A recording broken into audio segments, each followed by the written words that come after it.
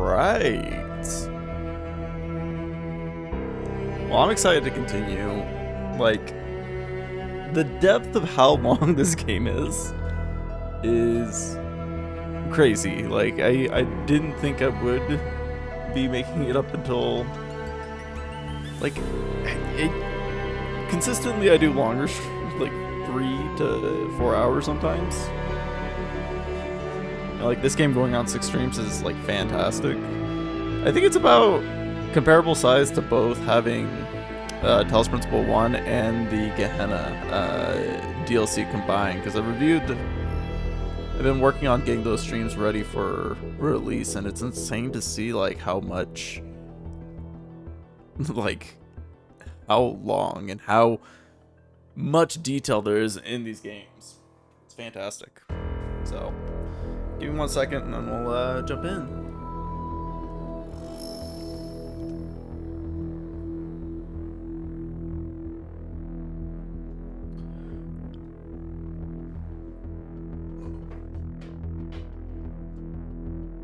Let's do it.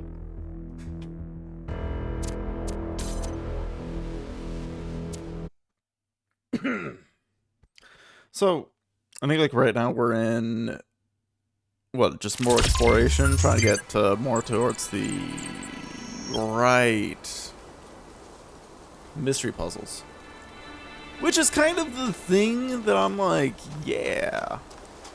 Except for this is some baloney, and I don't understand what it means, and everything reset too. So that's lovely.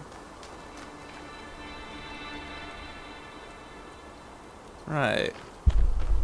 So we took it in, did like an inverse thing. And it should be fine. Should be.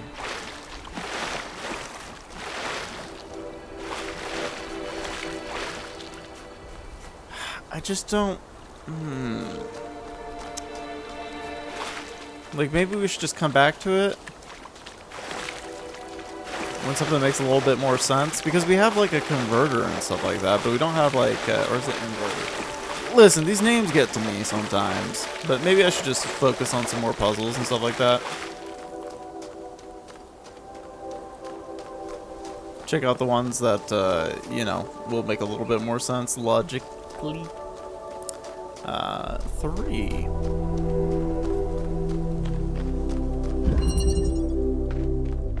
Feels weird, like I have like a tickle in my throat or something.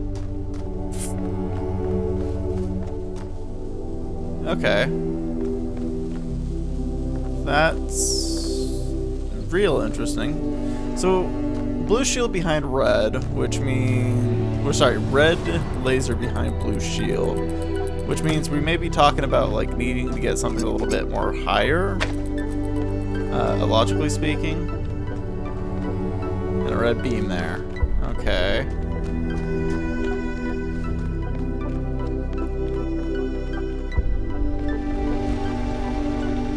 Okay, so we have a grav shifter.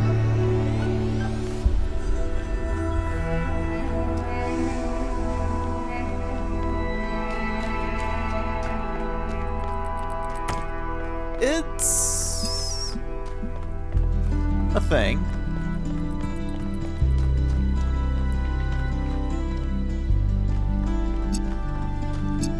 So what I probably want to do is get this like here.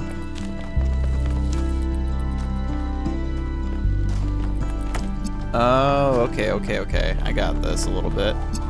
Then what I want to do is connect that, and then drop this here. Maybe there? Alright, so technically speaking, we should have like some kind of Z setup thing going on. Alright, so we do that. That takes it.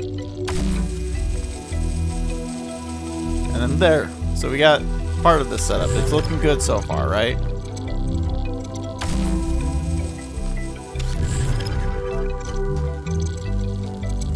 Right there.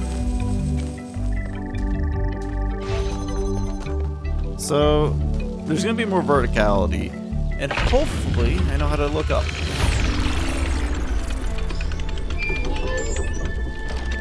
Probably not. I've known Byron Probably since not. day one. I was the first to be born with upgrades from the original Soma design, and he was the first to volunteer to upgrade his existing body. Yeah, he was a big supporter of upgrades. Deliberate evolution, he called it. Athena and Cornelius were very kind to me. And so was Byron, but he also made fun of me. And oddly enough, that made me feel more like an equal than anything the others said. I mean, Byron's a very much, you know, I would say more down to earth than anything compared to some of the others. Seem to have more of the human-esque qualities. I don't know, when you start talking about like AI and stuff like that, it's hard to be like, yeah, human. Okay, I'm guessing I need to start doing this instead of using a graph shifter. So, but the question starts becoming, ooh, yeah, a lot more complicated. Okay, so like this is kind of, yeah, that, but that works. So that gets us a cube out. Now the question is, what does this allow me to do?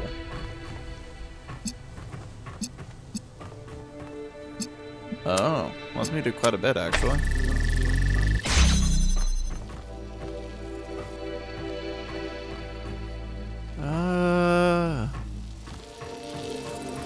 But not much more, technically. Like, we get access to blue.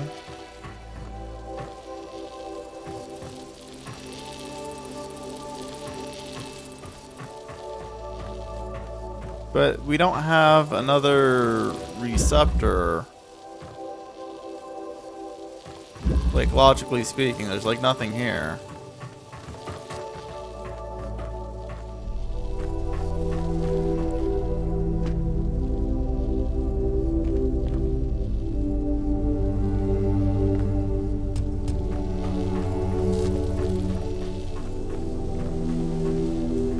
Okay, still kind of lost. Alright, so we have...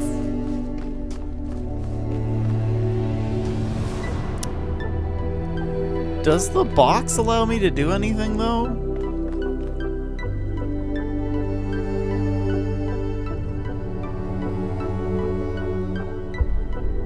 Because we can take the box. The problem is that there's just nothing.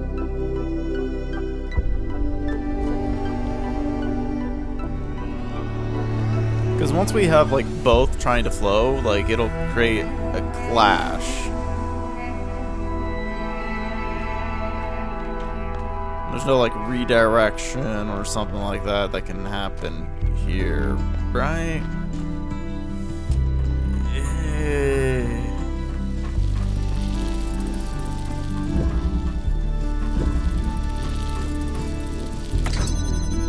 I mean, we could try.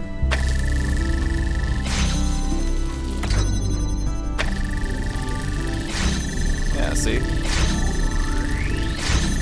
Red, and once the blue starts coming through, it's just pointless.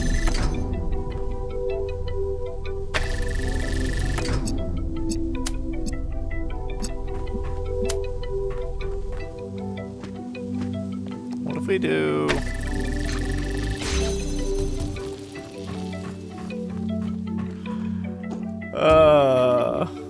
there we go. Just need to subvert it a little bit. Neatly done, 1K. Whee! Oh. Such a fantastic time. Alright, I guess we'll go take a look up here to see what this star puzzle is. We're getting close to the point where we're gonna get into the golden doors and see what the super challenge ones are. Oh gosh, it's gonna be... Oh, it's just a sprite one. Ah, Prometheus. Okay. That's not too bad. Find and go. Is this... Oh, this is a golden door. Yeah, see, we're getting close. Should be good. And what's over here, then?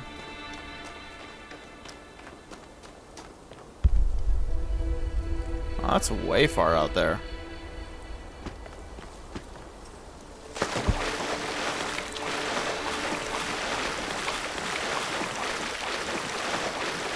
Some kind of ruins. It's probably going to be a hand, though. That's going to be reading. If I wasn't reading out loud, probably be a lot better. Yeah, it's more reading. Okay, you won't even allow me going over a too high gap.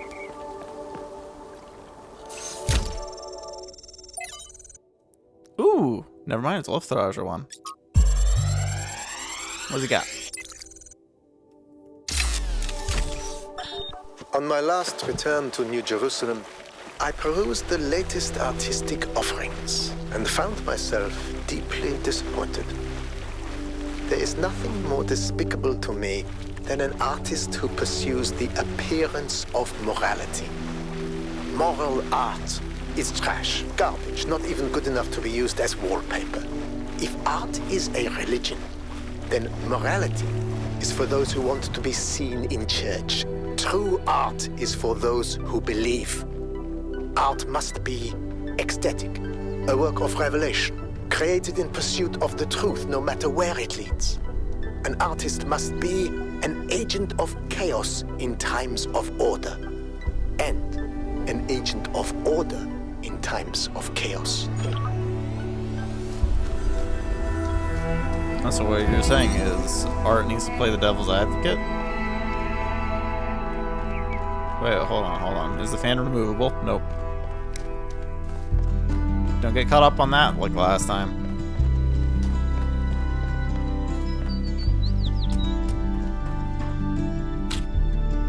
I mean, you definitely don't want to keep art sterile. Like, that's kind of a problem. Okay, so... I think we send ourselves over, right? Now we here. Take that there.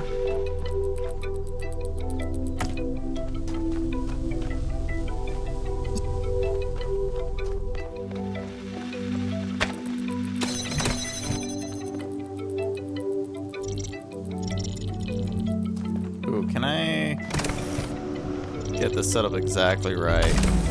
Yeah. Actually, what am I talking about? I could just walk up there. It's not exactly like this needed to be done this way, right? Where's the thing, though?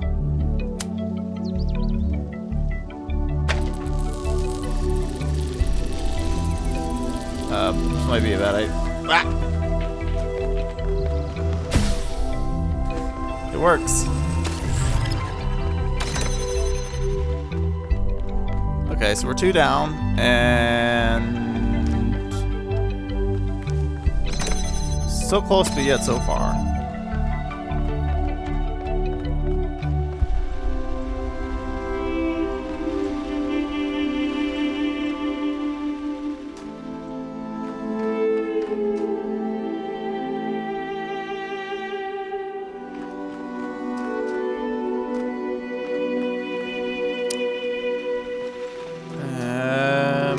Okay.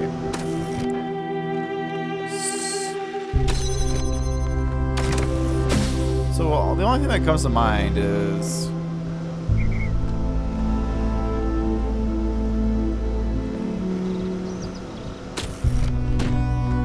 yeah, but once we do that, that kind of blocks us. So we get the cube over there, right? But then we would need to grab that and then take it down here. And then the problem is, from that point, like you can't. There's not an angle on it. Like, that's the only angle, right? So then you have to walk it down here, place it there, send the cube over, right? And so then you'd have 2, but you don't have the laser in place.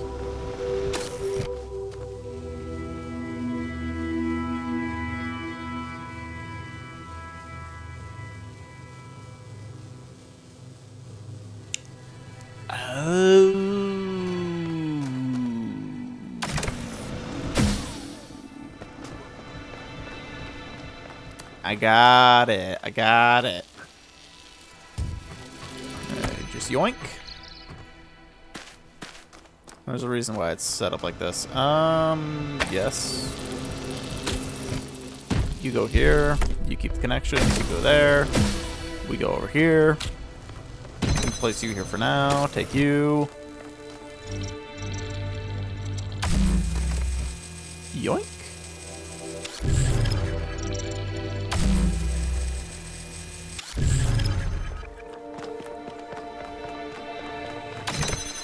Listen, like the whole concept behind being able to like think out the problem from like start to finish and go, this doesn't make sense. But then like having that clarity moment of, oh, that's why that's there. Oh, it just makes everything so much better. I don't remember the triangle ones before. Was the triangle one something? Nah, it doesn't matter. Oh boy, more reading.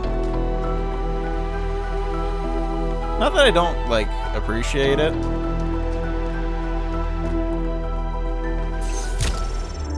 But I think they kind of already just kind of like return to monkey.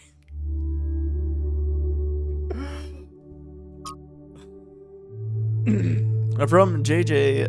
Nekolem's Aquaba to Arctic, Moments of Translation of the Revelation. My great-grandmother lived to be 108 years old, retaining her sharpness of mind to her last day. A couple of months before she died, I interviewed her for my podcast. At the end, I asked her the same question I asked every guest. What was something you wished everyone understood? She thought about it for a while, then she said, how it was before. She tried to explain how much time she spent every single day on utterly mind-numbing activities, like hauling water from the well, and how radically everything changed when the area was finally connected to the electrical grid. Before, there was no time to live, she said. No time to be free. Only work, work, work.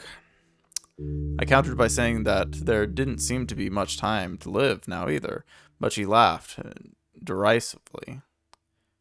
I had no idea that work really meant, she said. Young people were weak and feckless, and that's why we let corporations exploit us. Slightly unnerved by her harshness, I asked her if she missed anything about the time. Old photos. Our village seemed idyllic to me, but my grandmother quashed any romantic notions I might have had. The past is bad, she said with some finality. Let it be. So many thousands of generations of suffering, even a single life full of tragedy seems outrageous and acceptable to me. That's why we have to make it have meaning.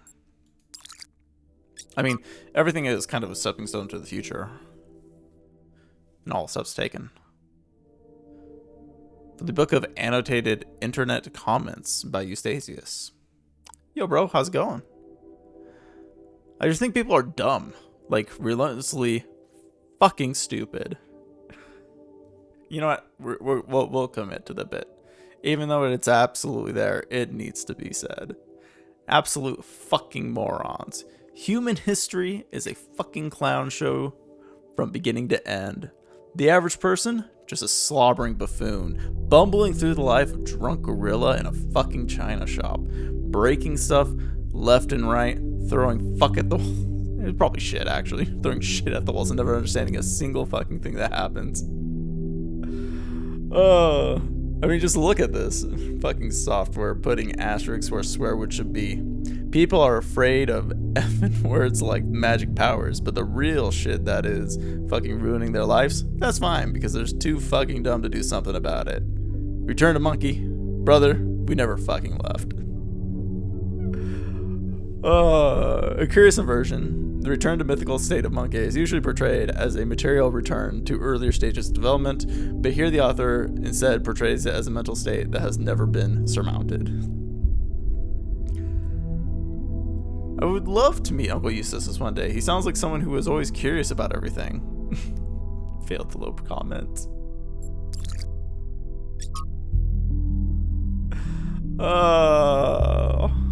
Hypatia's Journal, number 8. Day 421. The new human arrived today. Calls himself Arkady after Chernevsky. Spirits are dampened by loss of Yemo, but everyone's still making an effort. I feel a little sorry for him. He's still so curious, jumping at shadows and staring up at the sky at night, just like I used to do. And here we are, a bunch of grouchy old humans that have seen it all and are weary and tired and sad. I wonder what he makes of all of it. But be that as it may, we're making good progress on new living here area. The Arkady will have to use Yemo's old quarters for the next few weeks. I mean, it kind of is the life cycle of everything, though, because, like, realistically, you know, it is basically as humans grow older, right? And then new generation comes in, and hopefully, you know, new blood and new problem solving. But it's hard to change a society and kind of move it quicker in that way. A spicy take there? Listen, it wasn't me, it was the game. The game did it.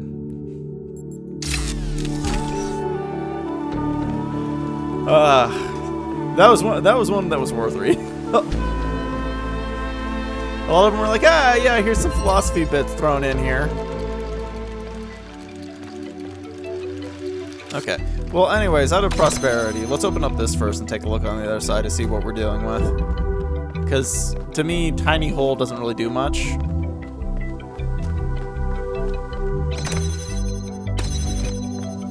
Okay.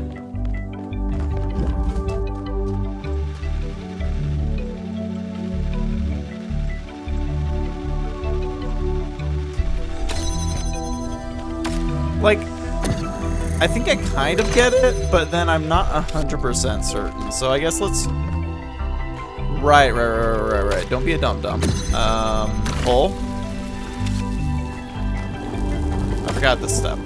Do this first. Place that there. Then we can just go to the other side here. We can take this. And then while we place it on here, we put a gravitational hole through there. Now the question is, if I place this here like this, will it not care about the driller going through its own hole? It doesn't.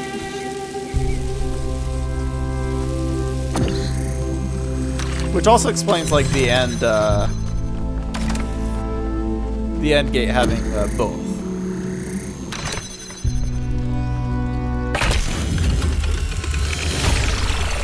Look at me, so smart.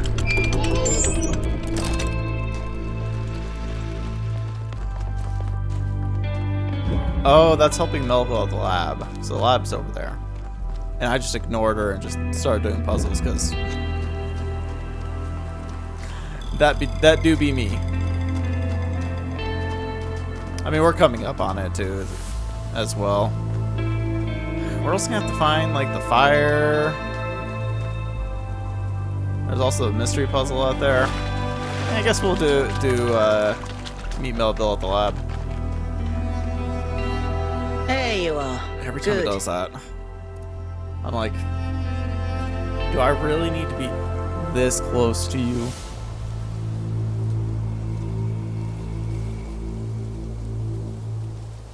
It's got that Oblivion zoom in on the people. Inside this lab, there's a machine. As usual, I have no idea what it is. Some sort of generator, if I had to guess. When Byron got stuck in the system, it went haywire. It's currently outputting enough energy to power all of New Jerusalem twice. Oh, as you can imagine, that's causing quite a bit of interference. Yeah, throwing a little too much power into something kind of does do that. So what do I do? You go in there and you switch it off. Oh, okay. Shouldn't be hard. So like Half-Life 2, Gordon Freeman. Hey, Gordon! We need you to flip the switch. Or plug in the thing. Your PhD is doing wonders, Gordon.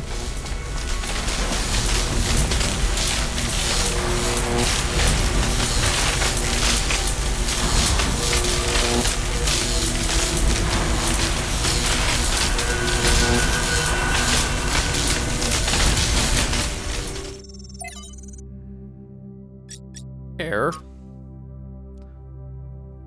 Okay, that's a lot of errors. I guess we just emergency shutdown. We can't.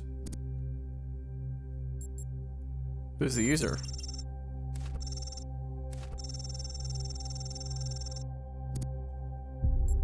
Can you tell me who it is? Come on. No, it's the same thing. Okay.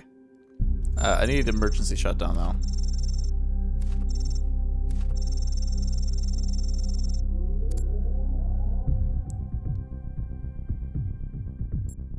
Athena? Hold on. Retry one more time. Listen, if we try it enough times, maybe it'll actually work. I guess we're loading Athena. Okay, Athena, you got this.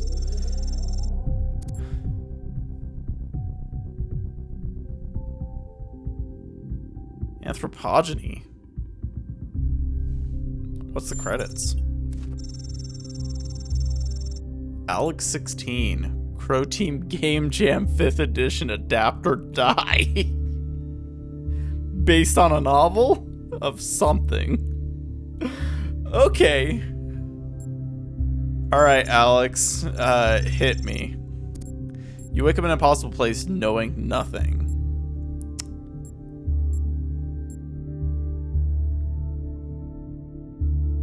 You know what? This is a dream. Go back to sleep.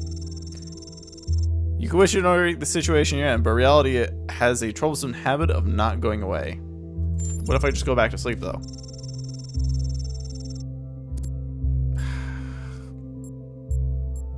Screaming's not gonna help. Listen, I'm not much of a screamer. I guess we'll look around. You seem to be a labyrinth of ancient, crumbling walls. Beneath you is an altar of some kind, as if you were a sacrifice. The sky above you is a perfect cobalt blue, and you are startled by its beauty. What if I reach for the sky? Reach for the sky. You reach out and touch the sky, finding that it's much closer than it appears, and is made of metal. The knowledge makes it no less beautiful, and yet is not the true sky, the one you yearn for. You have gained knowledge, the world. A cold wind blows through the ruins, and you know, without knowing how, that is the wind from the kingdom of Artemis. It is the wind that brings it to the whispers of the mountain, glimpse across the stormy sea, and deep forests wreathed in fog, and the long-forgotten cities of your ancestors. Guess we're gonna explore the labyrinth. You set out into the ruins, apprehensive but curious. There is a strange kind of beauty here, the beauty of decay. You must be careful not to imbibe. Is that what that word? Listen, every time I read a word that I'm just like, I've never heard of this word. Is this even in part of the human language? Anyways, too much of it. Suddenly, an echoing voice speaks to you. Emergency shutdown settings. Access denied. In tones. Error 1C155358.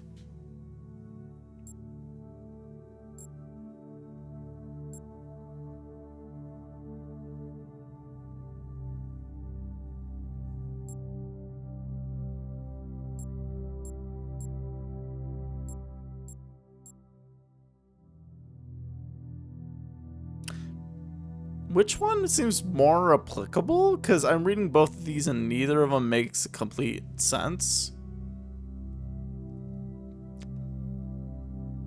And so we're saying something is corruptible /2, put it in corruption. It feels like we're doing like a like an SQL injection. Just basically going like, this game we're playing, we're gonna leave this by inputting some odd formatting. Okay, something towards them. Leaving the lost children of Patience behind you, you step out into a vast plain under a setting sun. Night is falling now, and you can see the light of distant fires in the slopes of Olympus, but you are not ready to ascend. Only once you have found all three sigils will the path to the divine flame be open. Path leads to the south to the buried city. One leads north to the Garden of Hesperides. Hesperides? Hesperides? I'm kind of curious about the buried city, though.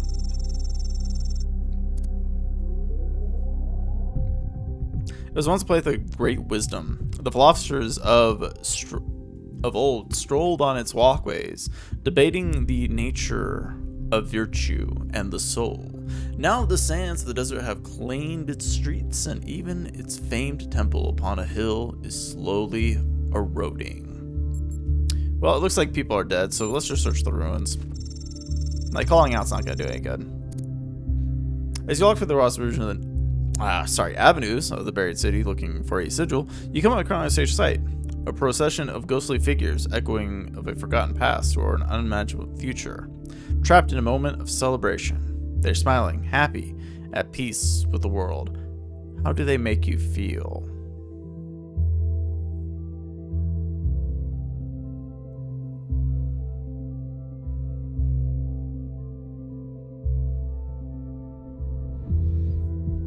Well, obviously, I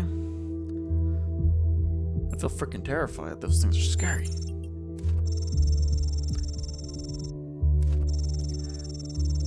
Figures strike a deep fear into your heart, and you flee from the thoughts they provoke, stumbling over half-buried skeletons. Your desperation flight brings you to the feet of the great statue of Zeus, hewn into the side of the hill. There on the access denied.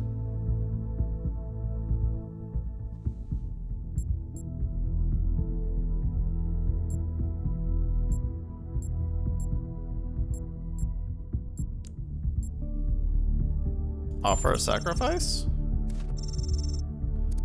You do not have this knowledge. Okay, error. As you walk through the lost avenues of the buried city looking for a sigil, you come upon a strange sight. A procession of ghostly figures echo in the past. Okay, so we're looping back through here. Well, obviously, I guess I feel sad. Because, I mean, why would you feel happy that they're still kind of like, you know, hanging around? You saw that these must be memories of the past of the people who built the city and caused its ruin. They can no longer harm anyone. Walking amongst the ghosts, you come upon a fragment bearing the signal of an owl. You reach down and take it, and as you do, you have gained a sigil. Journey to the Garden of Hesperides.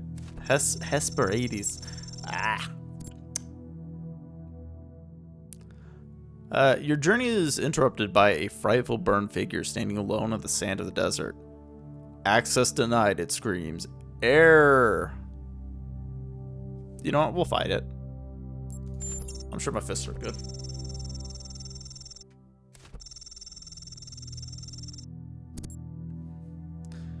Warning, output parameter exceeds safety protocol 2C settings. Error, cannot adjust output max to correct settings. Access denied. The nymphs lead you to a place where what the fudge? Did we just skip a whole entire story beat? Where the crowns of the brass tree seems to grow together, forming a kind of chamber strangely reminiscent of chapel. In the middle of the chamber grows a small tree made of bright blue steel, and upon the tree grows a single golden apple. I don't like golden apples in stories now. Can I ask the nymphs about the apple? The apple, they say, in unison, their eyes aglow, confers a gift of deathlessness and true wisdom. Many heroes, and not a few villains, have come to claim it, but all falter in the final step. For you must know that deathlessness reveals the mortality of the world, and true wisdom is unending folly. Who would take this burden upon themselves?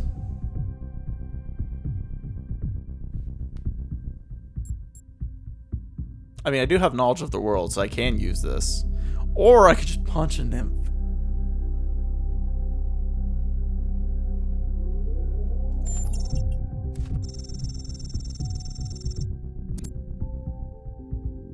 How dare you punch me? A nymph says in outrage. Alex didn't manage to implement a proper response before the jam ended, but there'll be one in the final version. Final version pulled. Alright, well, so I have knowledge of the world, so we can use that. Although, I guess, like, your first choice when you wake up is the choice that it gives you. And so since I reached up into the sky, I gained knowledge. Other ones would probably give me sacrifice on whatever the other one is. You speak wisely of the world, and you are right, the nymph says, but do not forget that you are human, and you cannot bear this burden alone. You have gained sigil. Okay, let's go to Olympus. I got 2 sigils. Suddenly the voice of the Sphinx. Her gold wings. Her shadow cast. Initiate emergency shutdown. No, you must not do this, Pandora commands you. I have stopped you for reasons. If you complete your quest and ascend Olympus, everything will burn.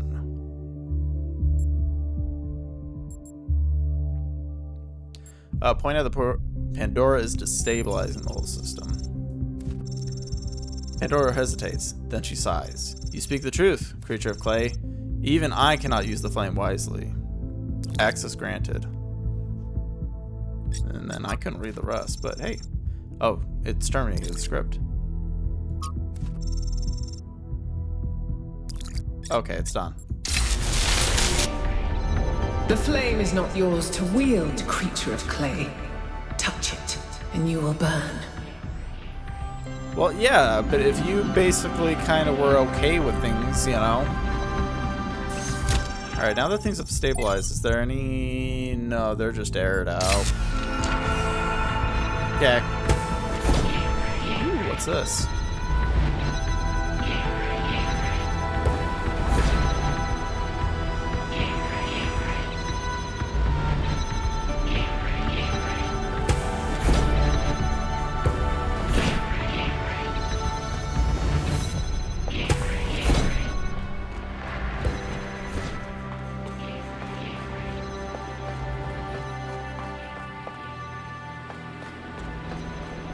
Is this open? Ooh.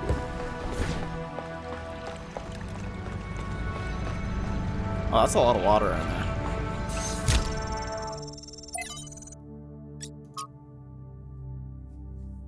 Oh, it's more founder stuff. Let's see, is there anything actually good in it?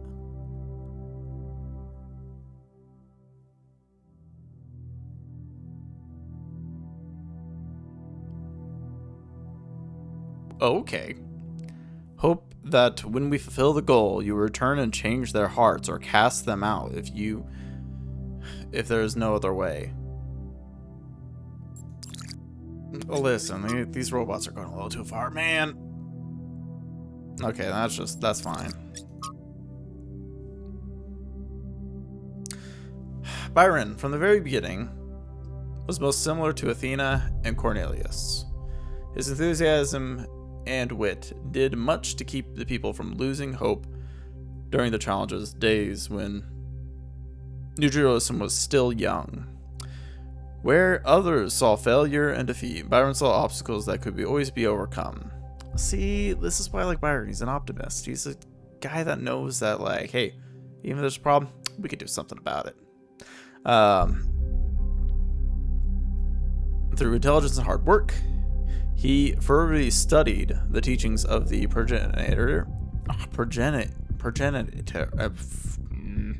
and often regaled his friends with fantastical stories of what the world could be one day.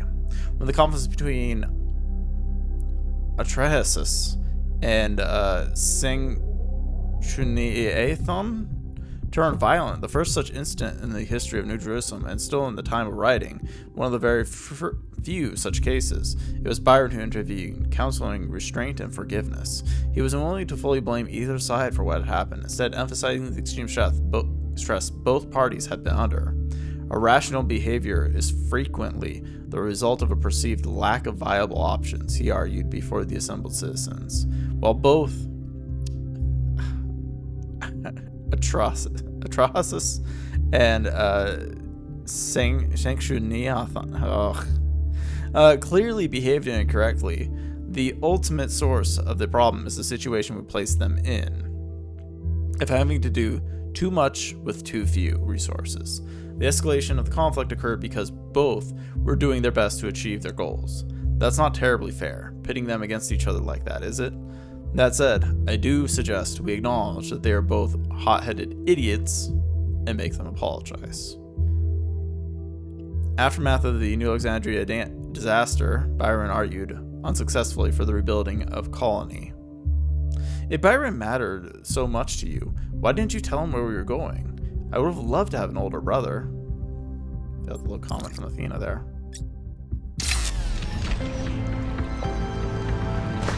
Alright, is there actually anything in here? Or, like, why have stepping stairs into this place?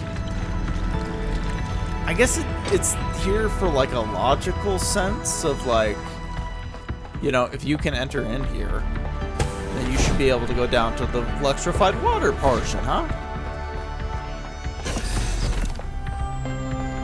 No. You should, but that way. Alright. Noble's probably gonna die.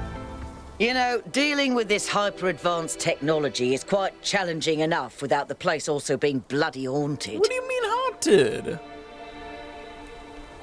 Did you figure anything out about the generator?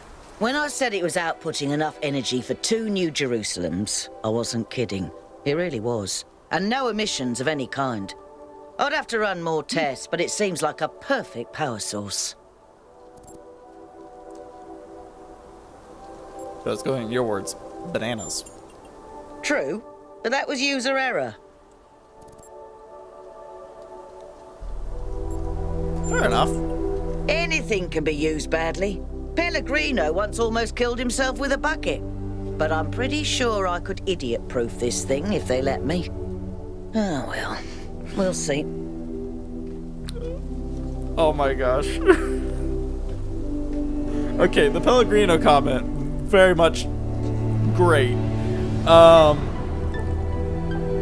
Listen.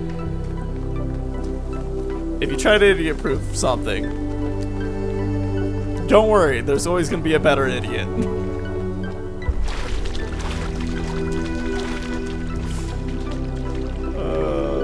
There's also another question mark out here. I guess let's go take a look at that real quick. Oh, yeah. Another triangle puzzle. Oh. Okay, we'll skip that first. Go to the puzzle, then touch it. Looking at you. Stowaway.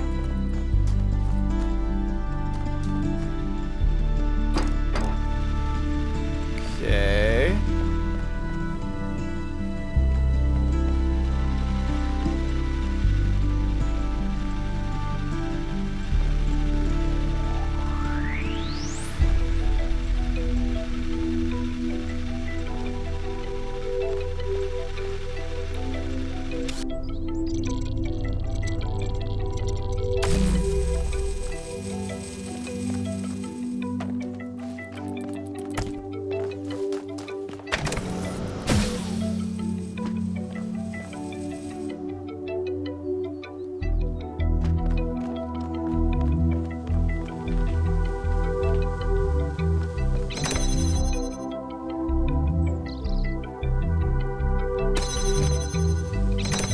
What good does this do? Unless you're telling me like the beam can be like here and only here. So we can't set this up to do...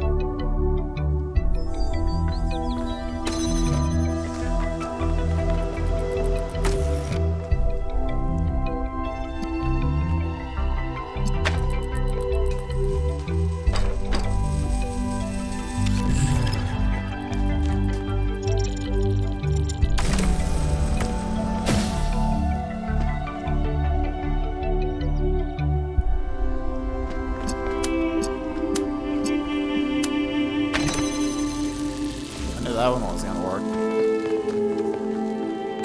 Okay, but now we have a cube, which is cool.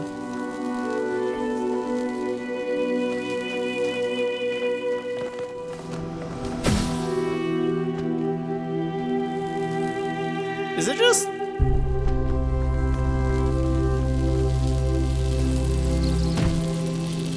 Cube connections.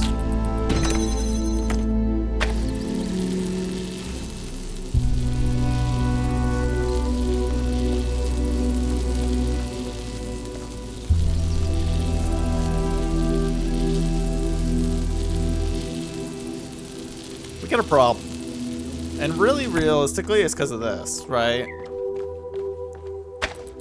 Like, we can't do it that, but we could do it like this. But then we have something in the way of the button. So...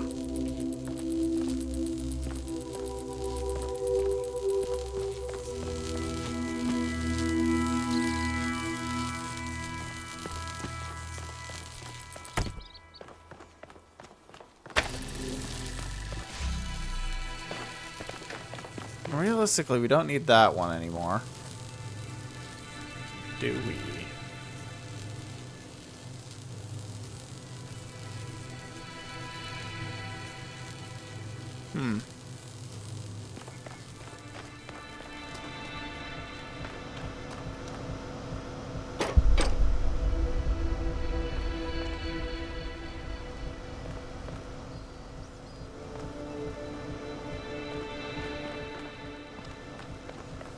Alright, so we can get to either side of these perfectly fine.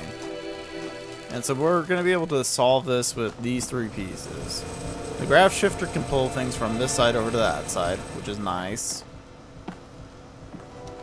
I guess the only problem I have is this portion right here, right? Which is the concept that... that right there blocks it, right? Like, it makes sure that it's a narrow field of view. Singular in portion. And then the button to open it is basically very short-sighted. It's right in front of it, which blocks this portion here. So raising the height does nothing.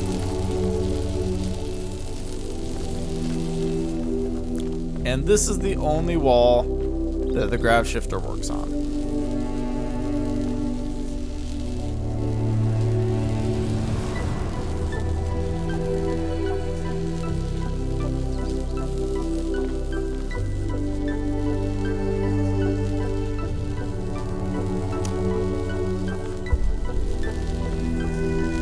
No, it still doesn't make any sense to me.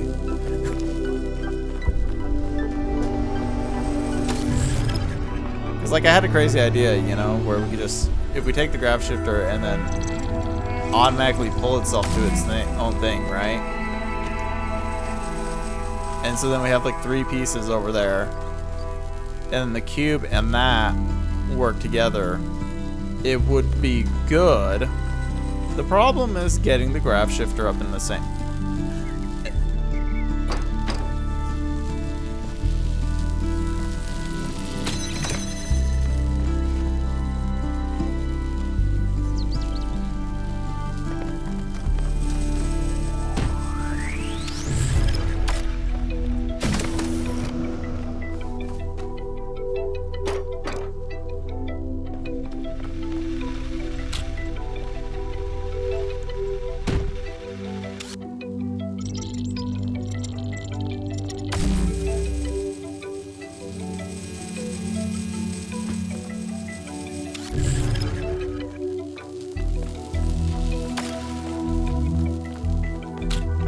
Yes.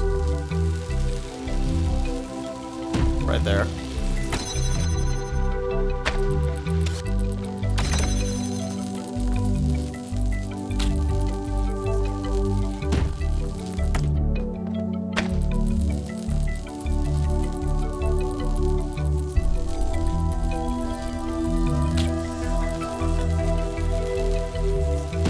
Maybe this would be like close enough.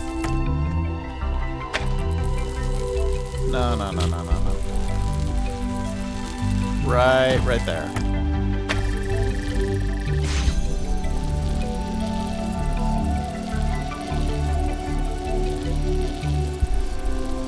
Remember, it's not stupid if it works.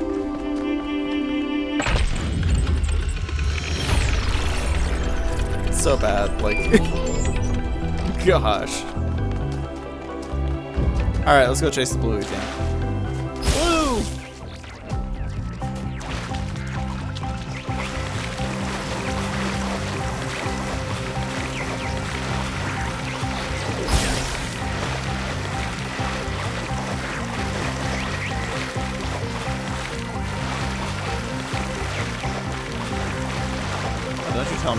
up there. Don't you dare. No.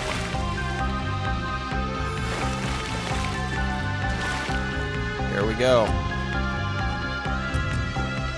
Ah!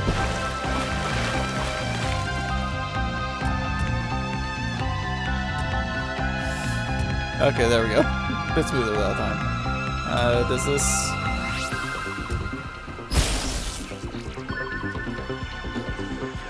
Oh gosh.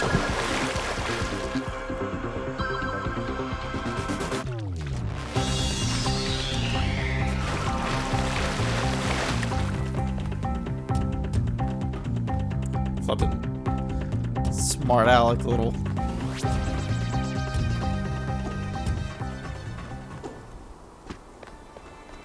No, no, no.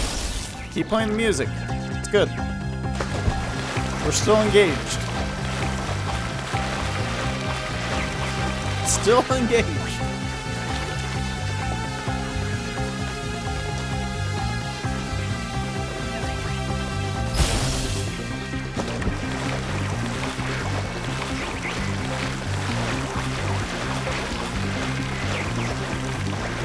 Do you think this is one of those games where like the diagonal is like faster than going straight forward? Or is it all cap speed? Can't tell.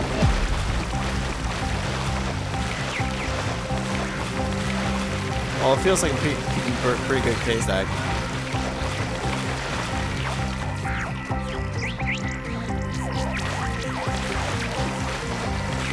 Come on. You have to go up somewhere, don't you? Every single time. Woo! High plays. And then you stop. Oh, this is really giving me a run through. Okay, thank goodness.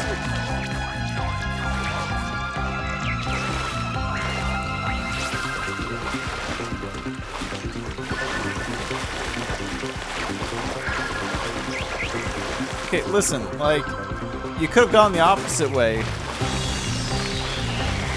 Why are you going reverse? I can't. You... A little dingus, come back here. Yeah. Okay, there we go.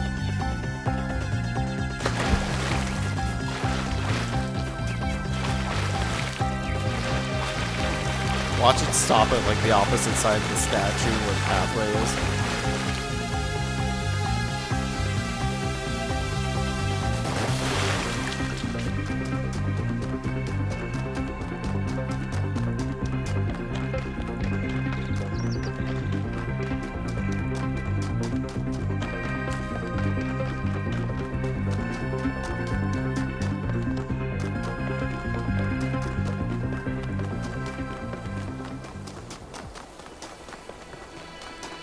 Listen here, you little shit. You better go to that statue now.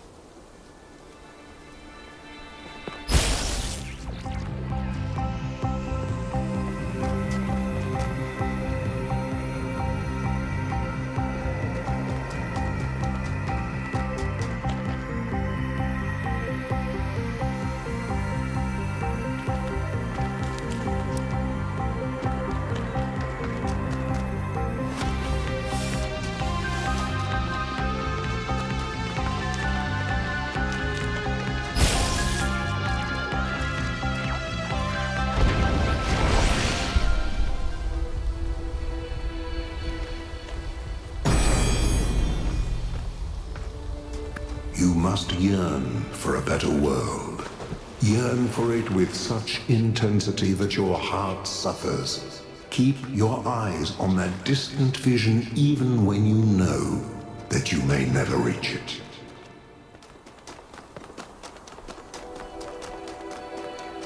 I mean, I could just do without it. Going to abstract places, buddy.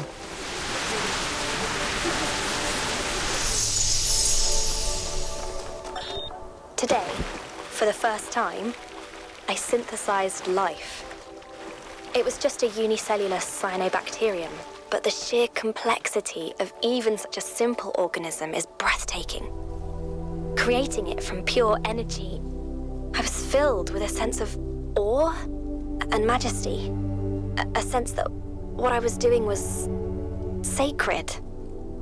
It made me think about the enormous power of life. 2.5 billion years ago, these simple beings terraformed the entire planet, creating the oxygen that underlies the Earth's incredible biodiversity, wiping out thousands of other species, but making the future possible.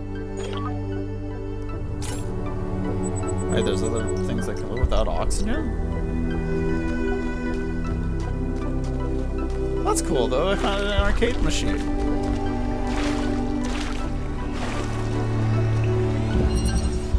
Robot lady finds life. Me. Ooh, games. Okay, so I can detach a fan. Oh, it's one of those inverse one things. Okay, this is gonna be...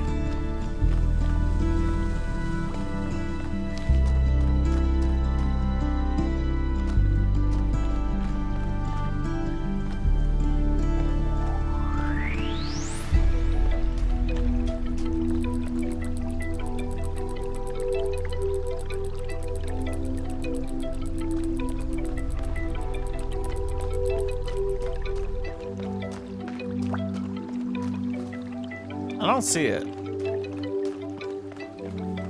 Normally my brain goes, totally the way to do it. Here? I got no idea. Like, okay, so I can do this.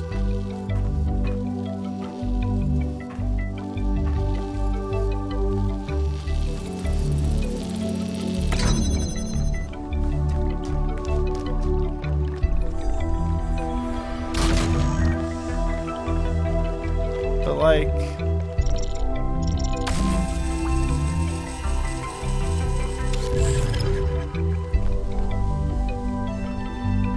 I can't get it down.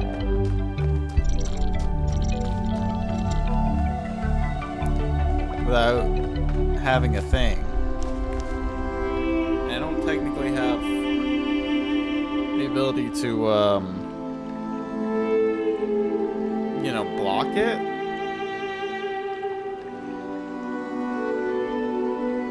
Which is the bad thing. Okay, I did clear that. Because, like, I can't suck it down. So, like...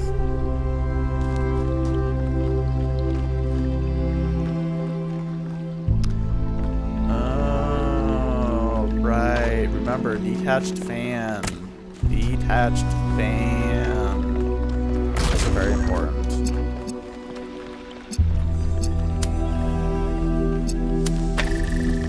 So this gives me a free cube.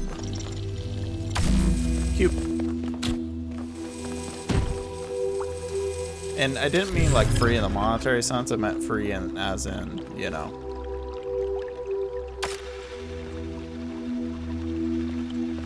It's got no obstructions to it.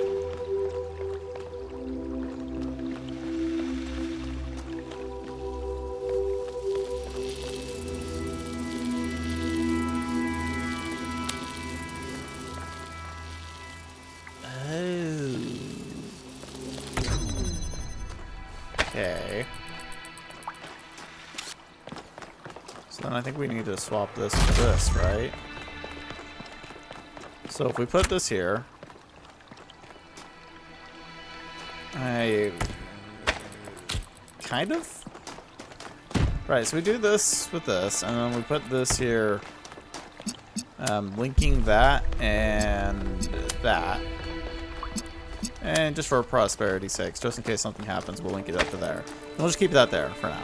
Then we'll turn the switch on, and look, it's floating.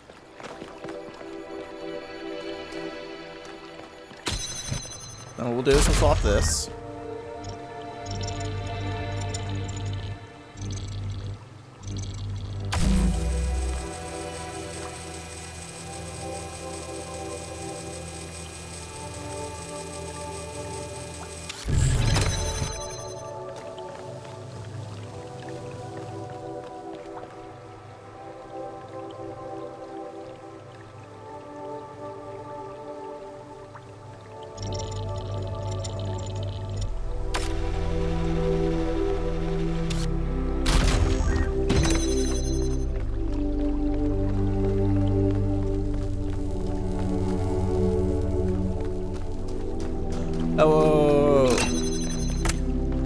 Don't forget the fan.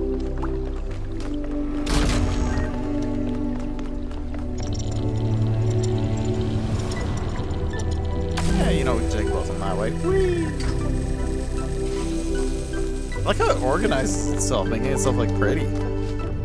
Because that was not how the orientation of the box and the Congratulations, light was 1K. at That the was a time. hard one. Sorry that my brain took a little while to realize.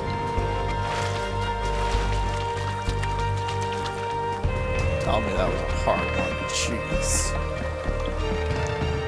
Alright, problem number 8, and then we'll concede on to whatever the green light puzzle is. Step and release. Yoink.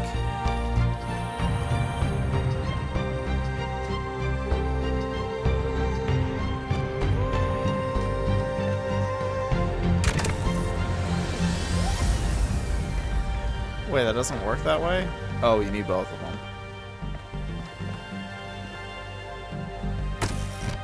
Oh, this is gonna be interesting.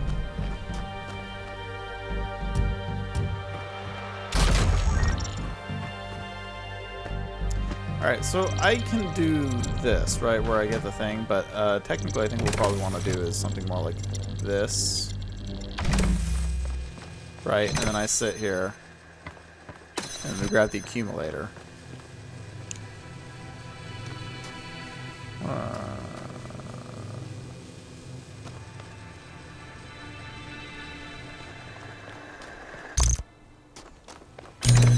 Alright, so we have the accumulator now, which is great. I think.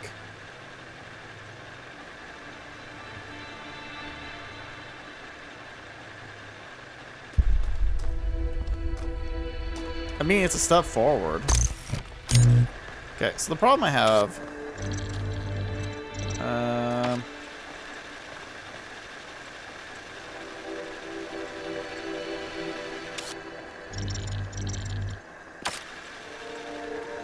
Right, I guess what we'll do is we'll take the accumulator, swap it with the fan real quick. Place the fan down and do this. Now, technically, what you could do is you could, like, gravitate yourself up here and then replace the thing with that, but I think that just soft locks you. So we're not going to do that.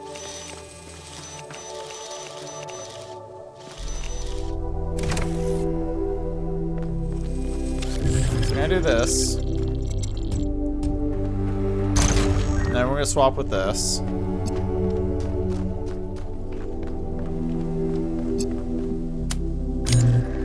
Place that there for now.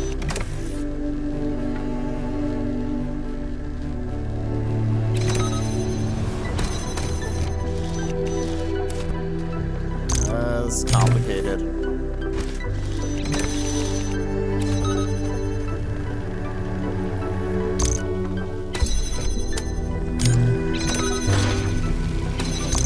Okay, that's good.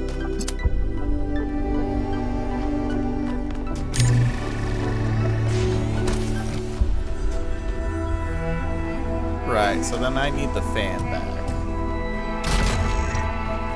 So then we swap that with that. Oh.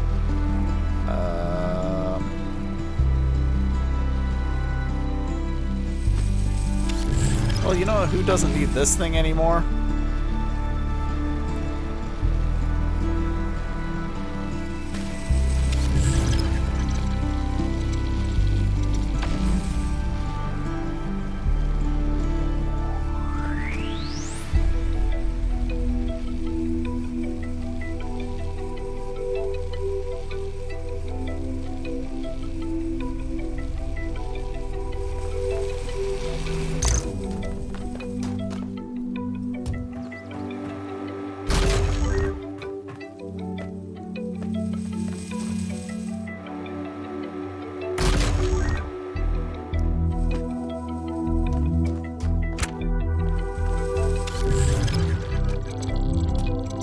Well, I guess that explains why you can't get soft locked there. There we go.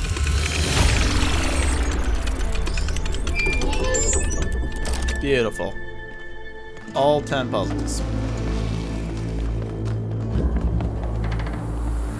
Now the question becomes,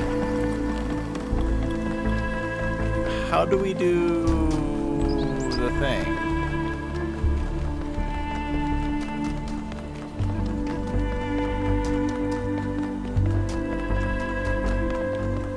Because, like, the goal's to get green, right?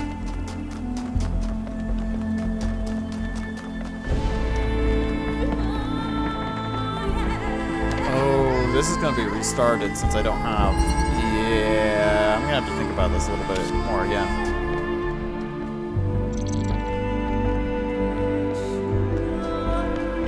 Where was the thing?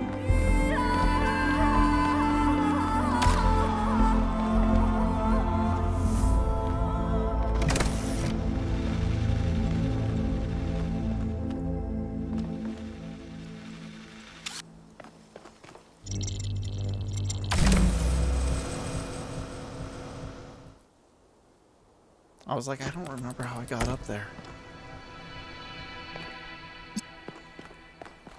What do you think we could see it from here? Can.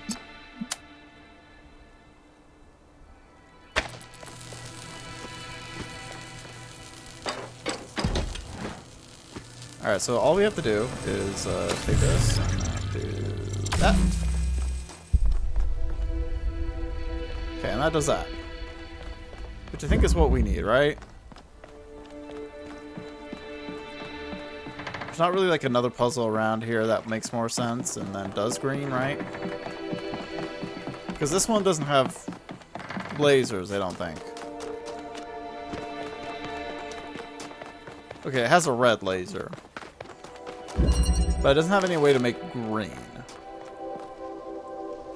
So that's outside the point. Plus, I don't even think it's accessible from this. Yeah, it's way too long of a shot.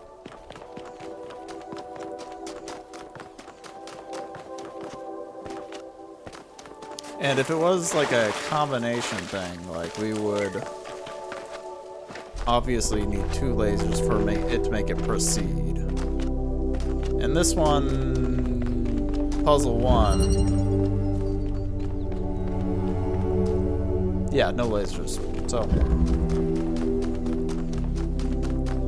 this is a good opening move. It's the thing that counts.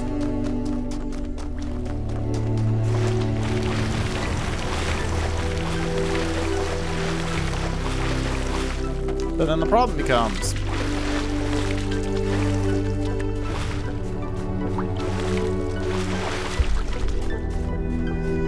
like afterwards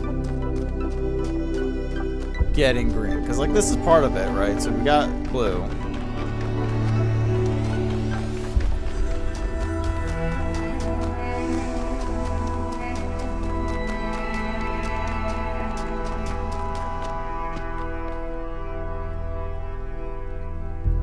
Okay, well, I found it.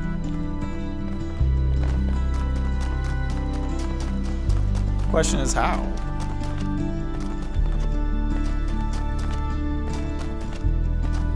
Can we just walk up there? Hey, look at me, I got 2 great legs.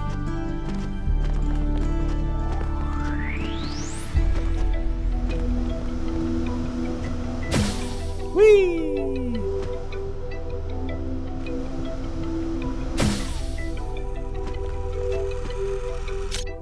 Okay, so we have the RGB converter, which is great.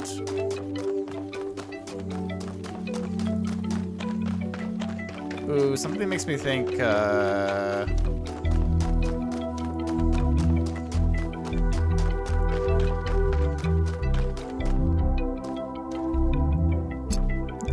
I can select that.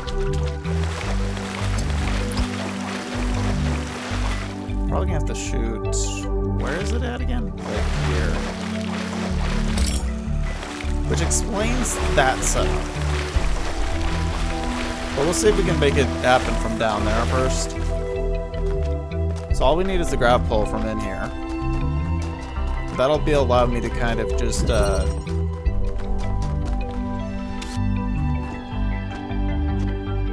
Dude, was there a cube in here? Cube? Was it just the grab ball? I thought there was a cube. Oh, there it is.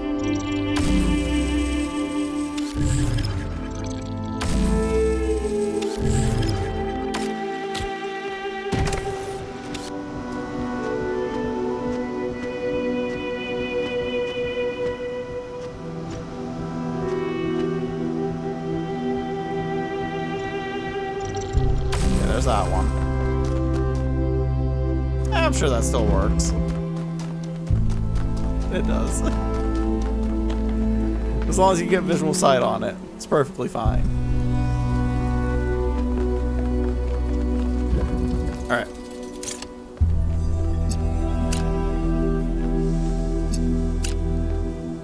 Okay, so the important thing here is that we get the, it works. I didn't even need to pull it up.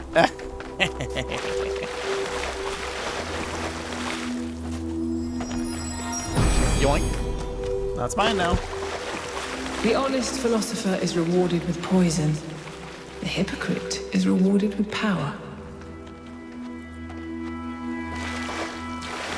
Yeah. That's because liars tell you what you want to hear, not actually what needs to be said. And it's a bunch of baloney and garbage. But that should be everything here, so we should be able to basically go and see whoever's next. Which, last time was, Sphinx, right? That's right up here. Just like right offset from like the main tower, stuff like that.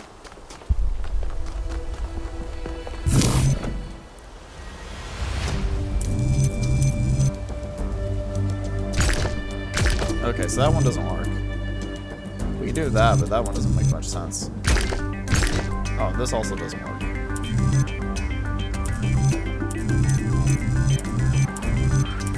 Alright, well. Yes, I think this. There we go. Again, first game's Tetramino puzzles are a lot more fun. Okay, that one's a deny.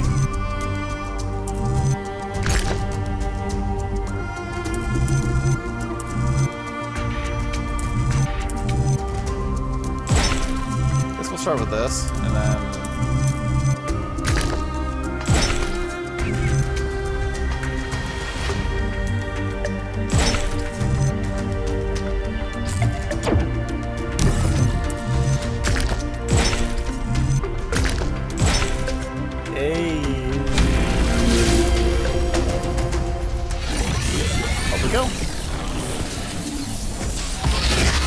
Those are just grab pull things. That's nice.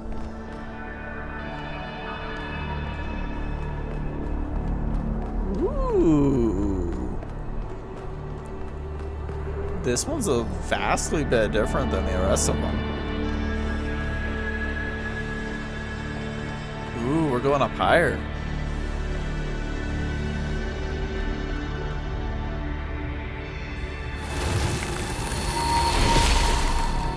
The philosopher Straton of Stagira had little respect for the gods, and instead placed his faith in Prometheus. Driven by hubris, he asked questions that must not be asked, and revealed secrets that should have remained hidden. It is said that for these offenses, he was put to death by the people of his city. Can you see the folly of his actions?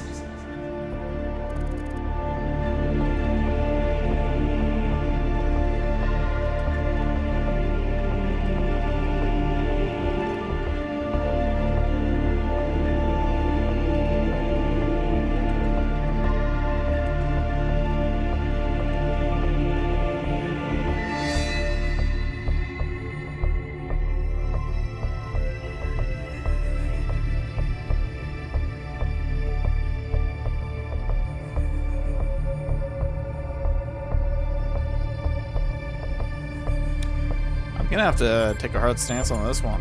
Why do you believe that the truth is worth more than a life?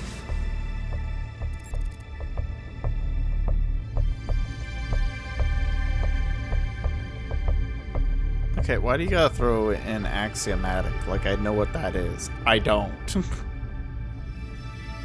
The truth is only foundation that future can be built upon.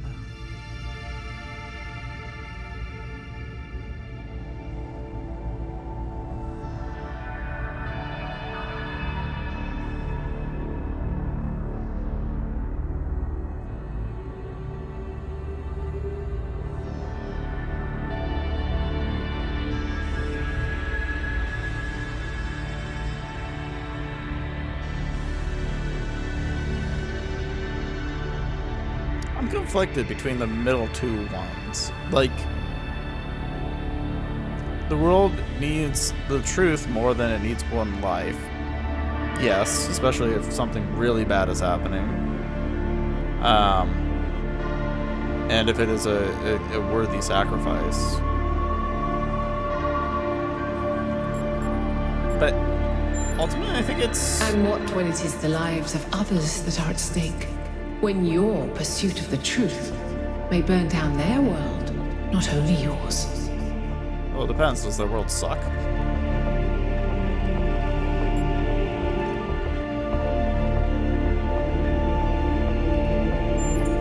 It's necessary. And who are you to make this decision?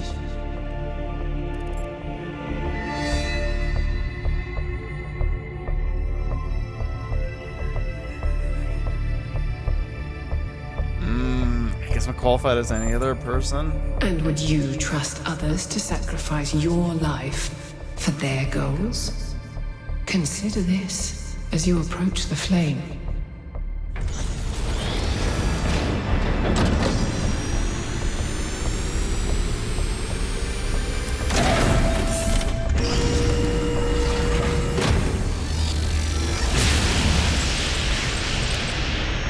This game has some surprisingly heavy-handed. calm, given how aggressive Pandora has been elsewhere.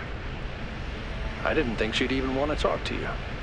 I've toyed with the idea that the entities might be epiphenomenal in some way.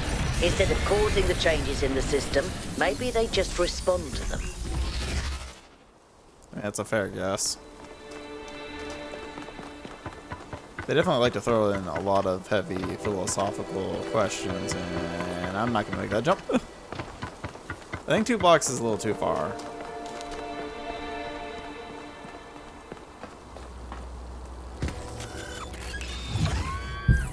On to the third one. Top 3. I remember when I was quite young, I was having trouble figuring out what I wanted to do. I wanted to see the outside world, but even back then, that wasn't really encouraged.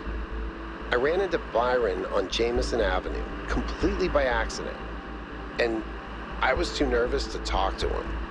I mean, he was one of the first companions.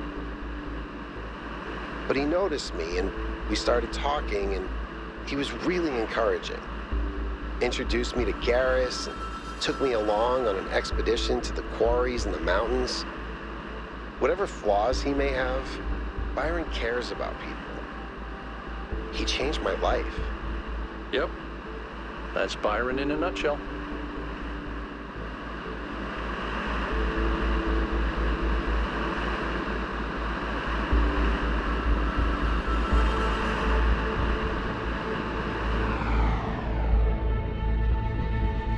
You know, I'm gonna say this, like, listening in on that conversation, the one thing that came to mind is, like... So, here it looks like there should be an anti-gravity elevator, but it's locked down.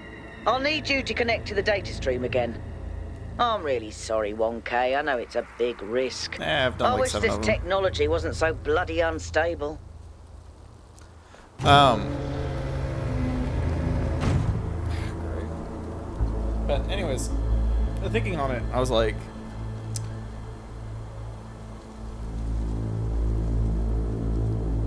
Like, this seems like a bog standard conversation for you know, like, good writing, everything. And then you come to the realization, these are robots. Like, Crow Team has actually made it so that robots seem human. Which is a lot more than some other games and their storytelling.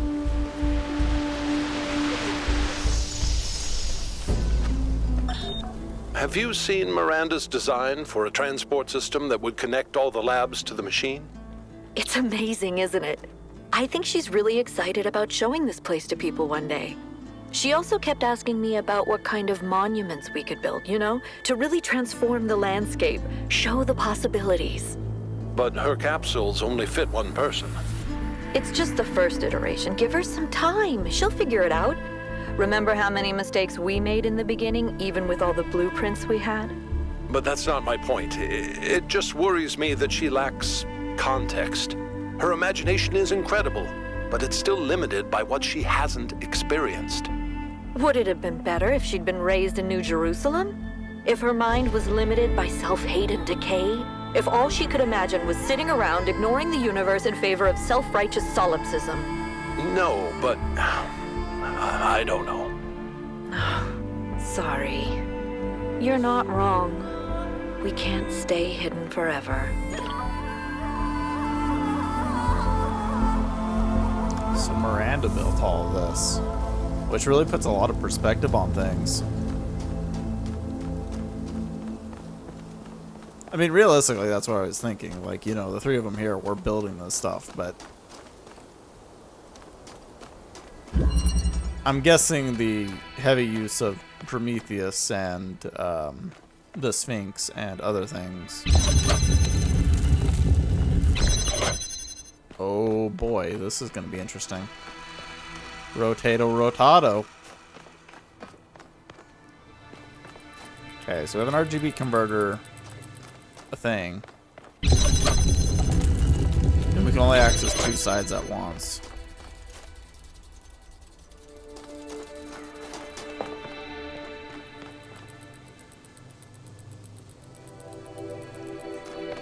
Okay, so obviously blue helps us here.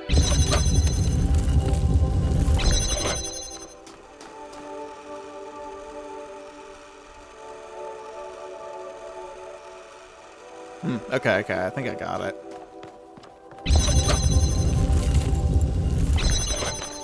So technically, we don't want the blue to begin with. We're gonna just place this here. Actually, wait, can this ride with us, or is it like, it does. Oh, that's beautiful. We don't need that just yet, but what we'll do is we'll take this and extend it out.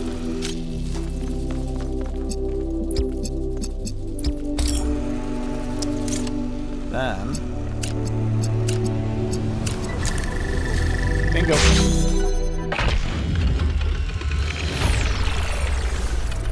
Look at me, I'm smart.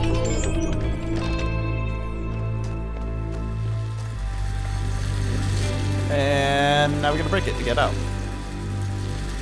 Question though, is there like... Yeah, I don't really see anything. I'm assuming there's gonna be a green one here, possibly. But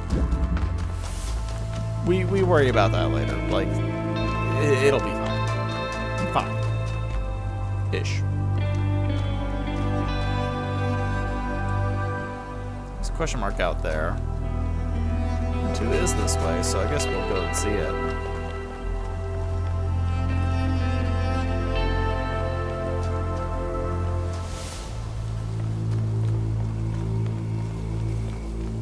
Yeah, I mean, building without the context of, like, everyone being here kind of makes sense, because, like, if you get, like, 50 people, that tram system is going to be garbage. I don't like sand. It's coarse and rough and irritating, and it gets in my ball bearings. Ball bearings.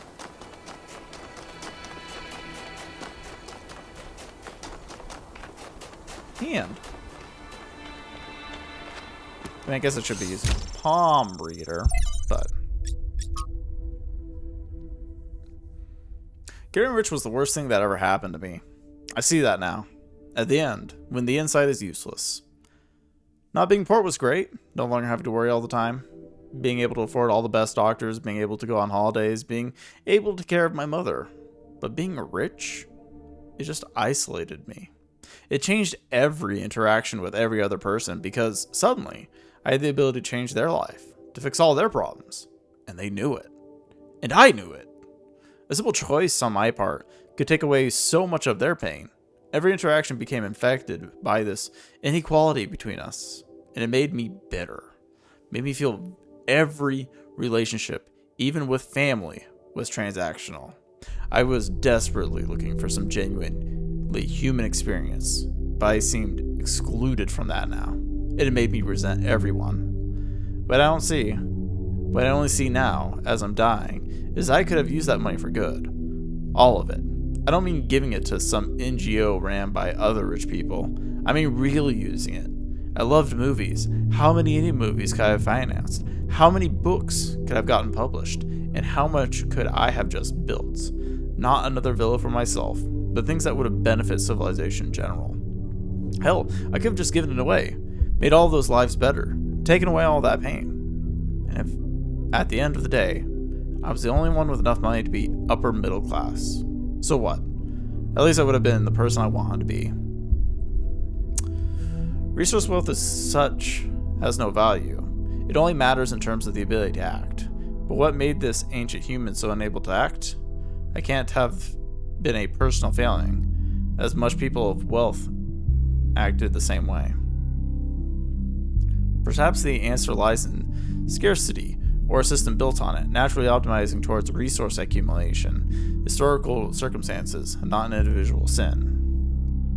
But I have read about rich ancients who did act differently. They were rare, but they did exist. So it is possible for people to defy the will of history. I mean, it's not wrong. Like, you know, if you have money that's just sitting there pooling, then it's not really good. You know, part of it is, you know, just building up,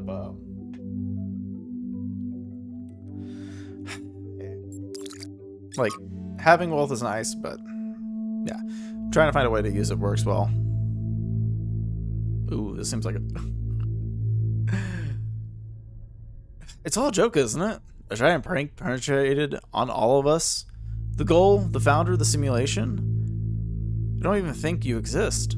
I don't think biological humans ever existed either. What nonsense. I bet these messages go to the mayor's inbox, or straight into the recycling bin. Y'all suck. Laugh my ass off. LMAO! Day 676. After the chaos of the last months, quiet has been returned to the city. I suppose we're calling it a city now, although the small collection of dwellings inhabited by a mere 25 people seems to barely deserve that designation. We'll have to come up with an actual name soon. I suspect after the first 1 or 2 decades, calling it the city is going to get a little bit stale. Everyone has an opinion, of course. It's the talk of the town these days. I'm personally hoping that New Alexandria will win out the next vote next week. Although, I suspect Elohim's legacy carries the most weight. Byron came up with some silly suggestion, like Constantinople, very New York, and robot Paris.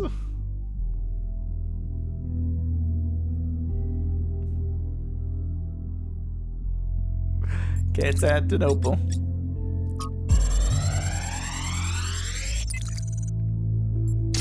Alright. This one seems to be corrupted.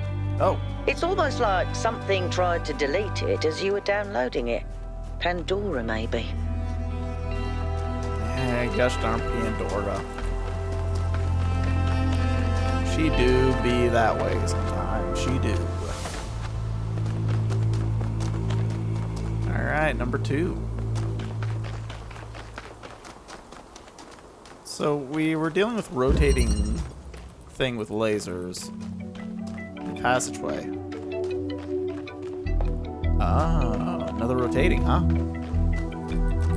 It shouldn't be too bad though, like, this is my only first opening move. Oh, it gets worse.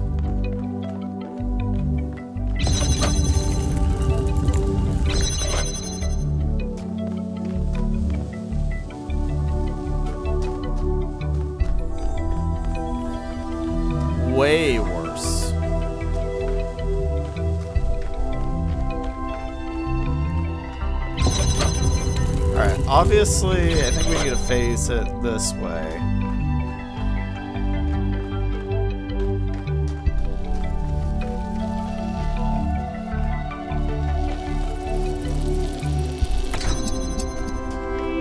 Kind of. Well, okay, so we get this in here, right? And if we do this, we should be able to take this and get another one. So we have 2 now.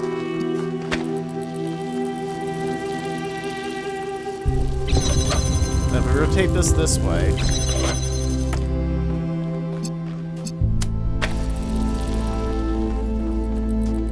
we should be able to get a 3rd one by doing this.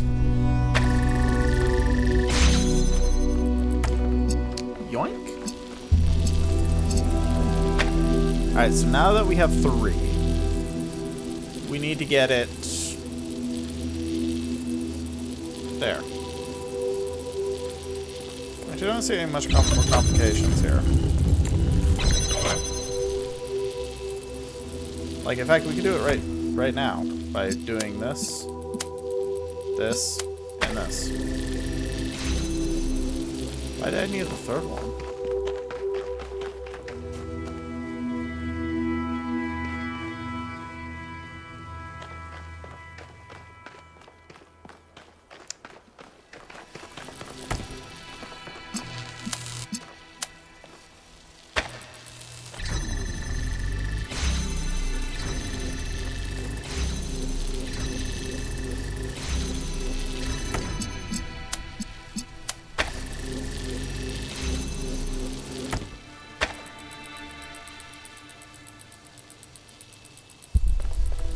Oh. Alright, so this will get us to B1. So that's good. We need this now. Both these can come with me.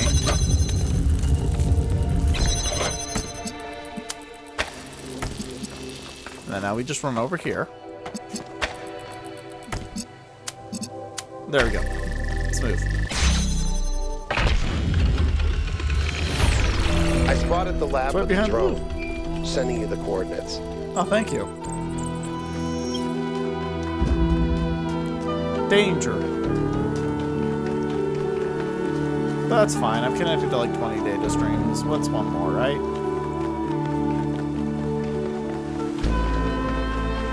Ooh, they're making me book it way from the desert for this one.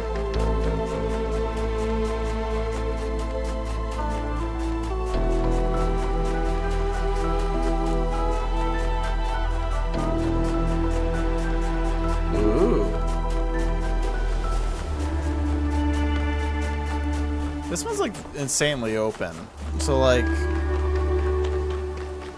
how far do you think I can go out? You know, we'll check after this because if we're gonna have to leave here anyways to the same entry. Convolution. Ooh, boy.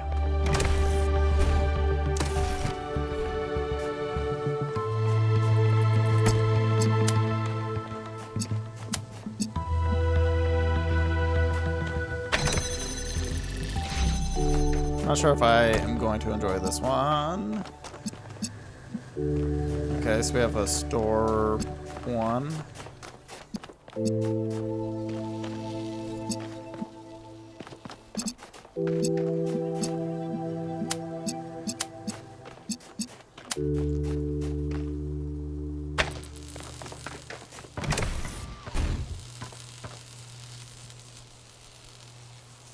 Doesn't even really do anything for me. We gotta keep this open so we can get in here.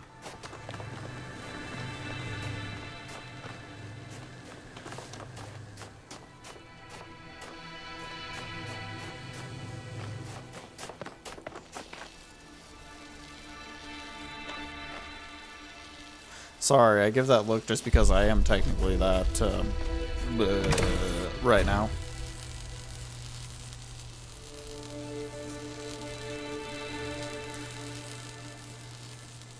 Okay, so like,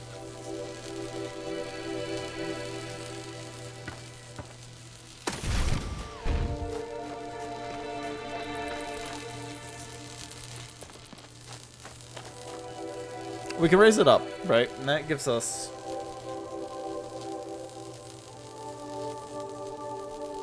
a platform for it to be on. This kind of needs to stay here for now because we don't have any other really options to get inside here without it going wrong. And we have accumulator behind this. So the question is how do we get the accumulator? Because logically speaking, we could take this one off, right? Raise that one up and then have that thing pointed to the thing. But then we can't get back in here with removing this connection, right? Because we remove this, that's it. There's no way getting in there. Actually, hold on.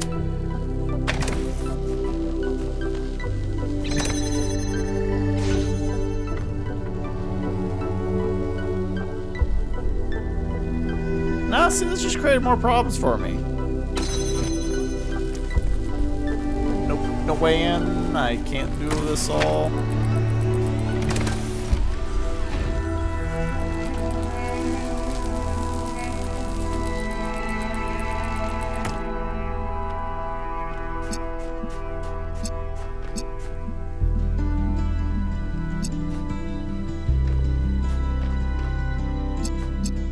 Okay, so like say even I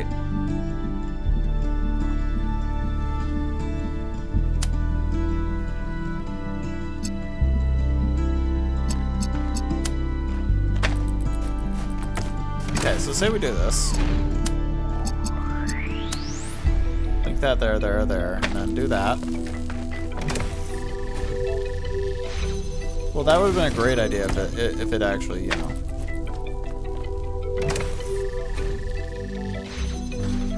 Okay, so that's now got blue.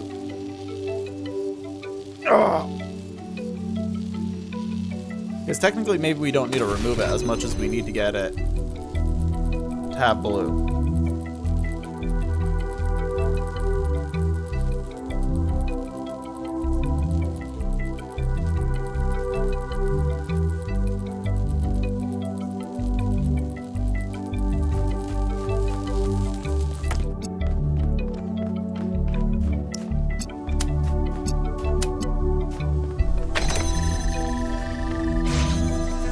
Listen, like, it's like...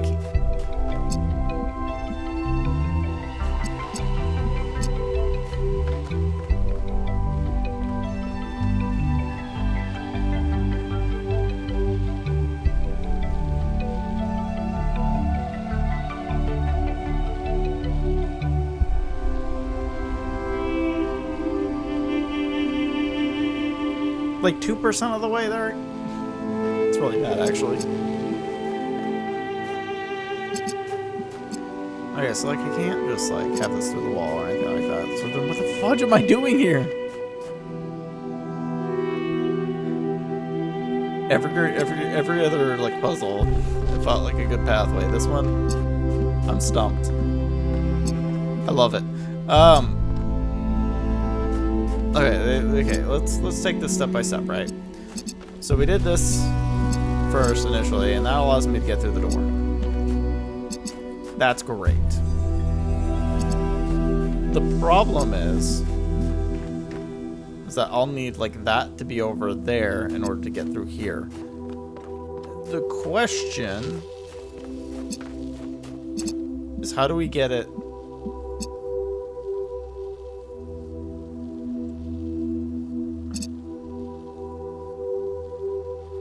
No. Hey Renji, how's it going?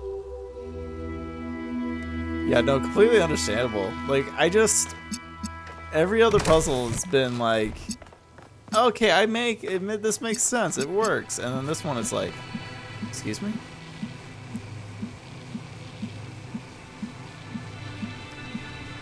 Just been relaxing and stuff like that, or just chilling. I understand.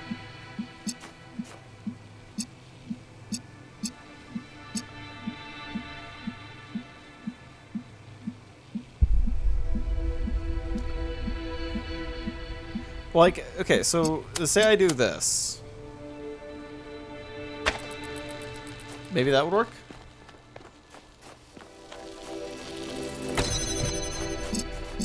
Because, like, if this is in the middle of the doorway... Because this feels like it's a lot of it is, like, outside setups. Yes. So making sure, like, everything... Oh, hold on. Yeah, I don't want everything connected up after that. Okay. So this gets me into here. I can take this. Now this is in position.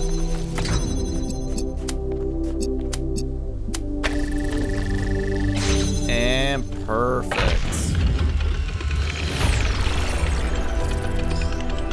Yeah, I mean, if there's anybody who, like, really enjoys puzzle games, like, Talos Principle series is great.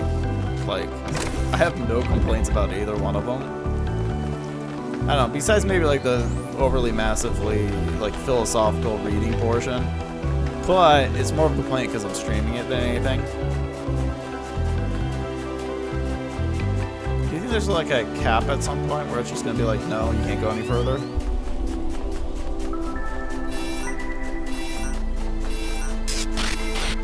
There is.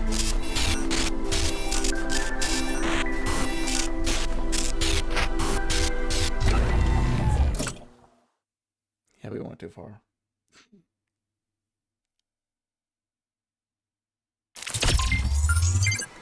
Ah, it just sends me back to the puzzle. I was like, are you at least gonna send me closer?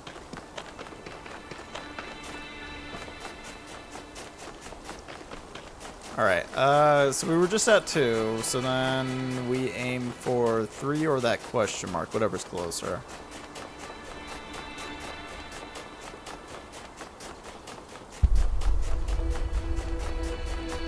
I am guessing it's whatever that purple thing is. And it seems like the question mark. Hard to say.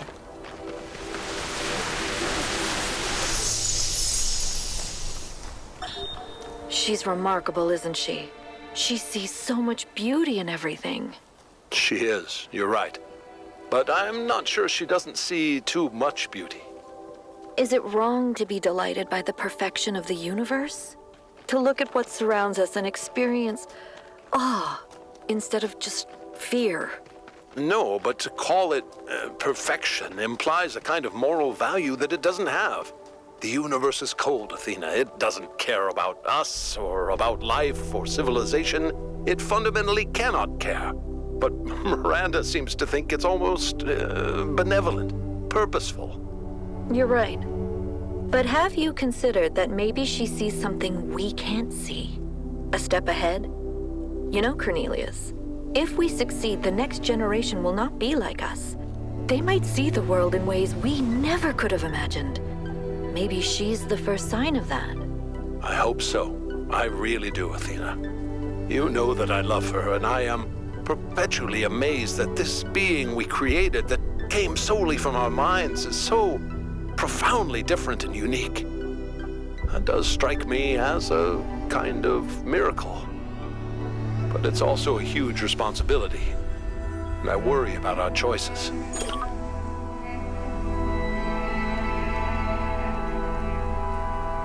So, like, it was like Cornelius and Athena were both parents to Miranda. But it is basically after Alexandria blew up, kablooey, gone, major accident.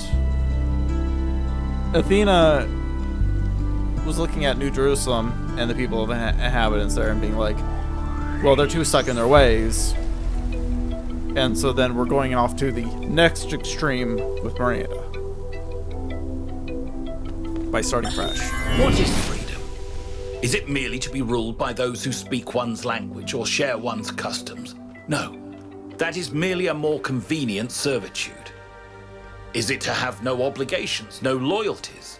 No, that is not to be free, but to be alone. What of freedom from hunger and thirst? Here we are closer to the truth. For freedom requires life. But one may have all the meat and all the wine in the world and still not be free. The most important freedom of all is the freedom to speak one's mind, to make one's thoughts public without fear, and so participate openly and boldly in democracy. It is the freedom of the dissenter and the gadfly, the rebel and the fool, that is the true measure of whether a city is free. Ooh, this one takes red. That's an interesting thought, per se. Like the freedom of speech, as they say.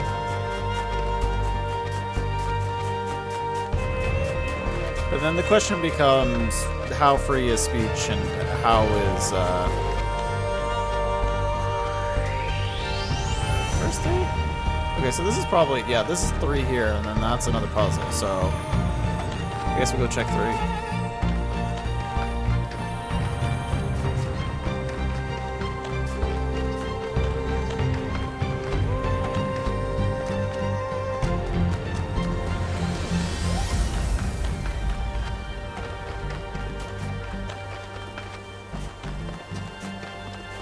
You know, you wouldn't think like that music would be kind of the hit thing about this game, but just listening to the tracks, it's just like, it's good. Oh, and then now we're down into methodical puzzle solving. Send me up. It's right there, huh? Ooh.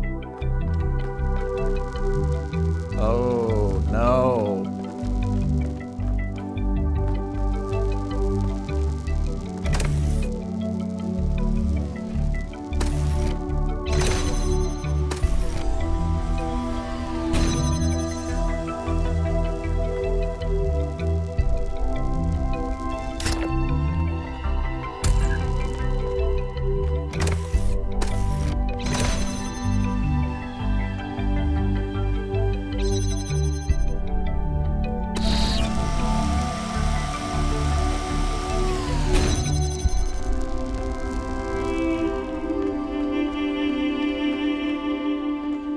Okay, I'm gonna take some time to look around a little bit more at that, because that is...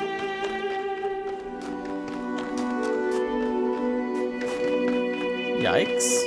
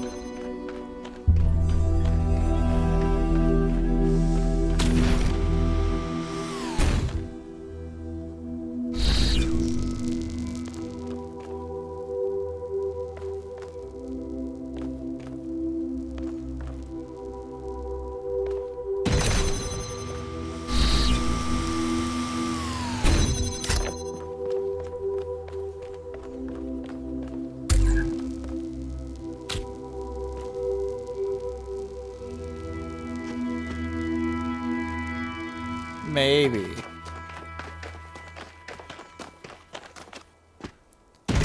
It's like, this will get me back up here, right?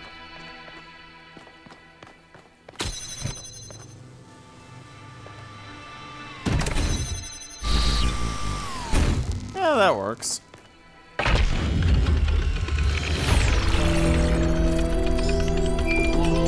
Not everything has to be like a straight, like, one side to the next.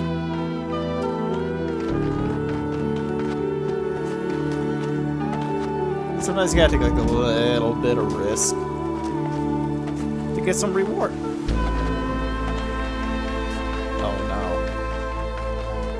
Honestly though, I think the Sphinx riddles are kind of the best one of these.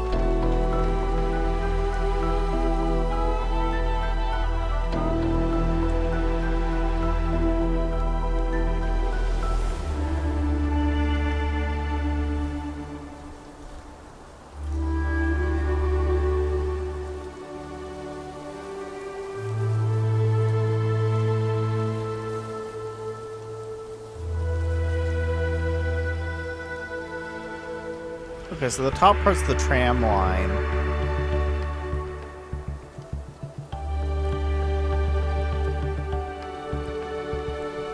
And we're probably, what, towards the back right of that?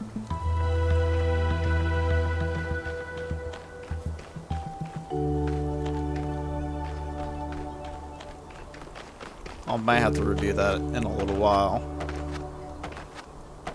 Also, I have to think about where I'm going to get a red laser from. Because that puzzle... Did it have lasers?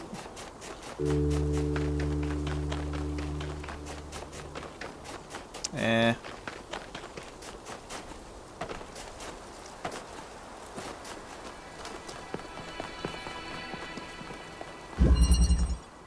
Transfer.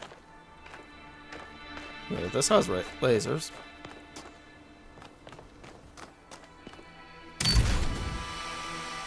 Ooh. That's cool. Alright, so we got one of these. Okay.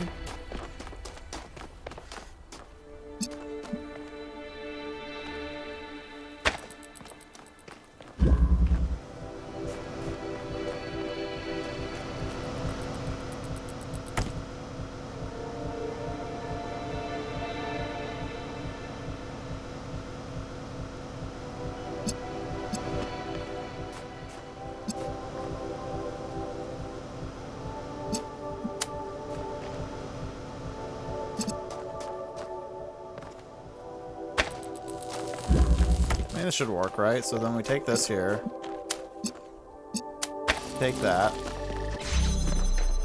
So that gets us into here.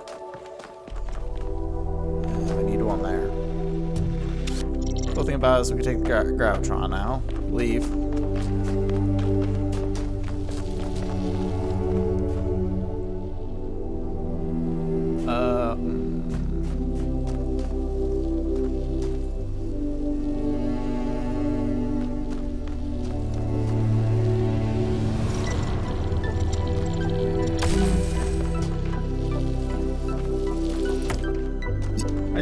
Like, is there a way to pull this one out, or is it just purely based off of this one?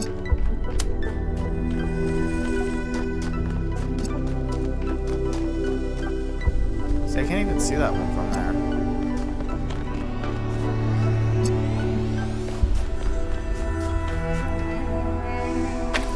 Whee!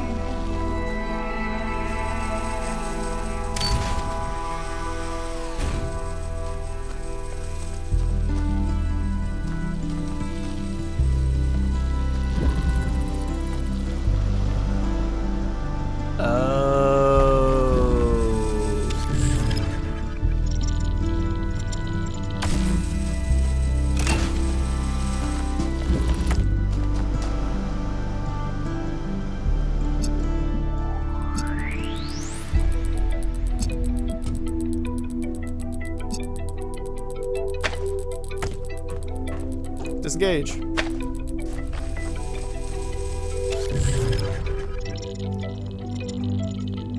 Right there.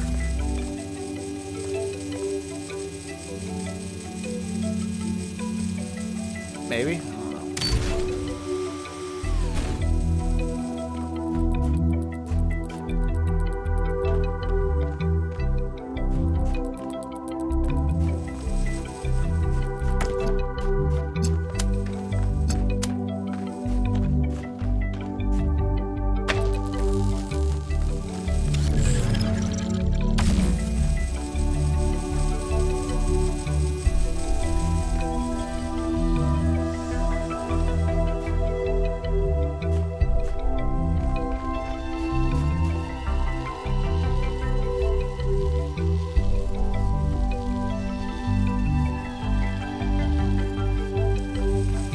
I think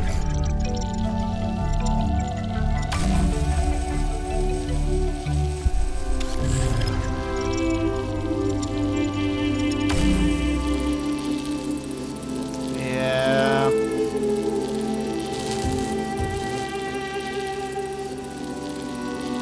It's close. But the problem is that I'm up here.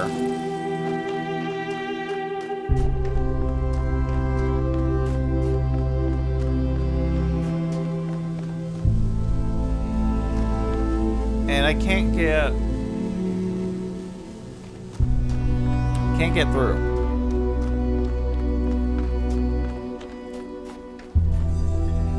Well, I mean, 9 worlds in, eventually they gotta throw something at me that was like, yeah.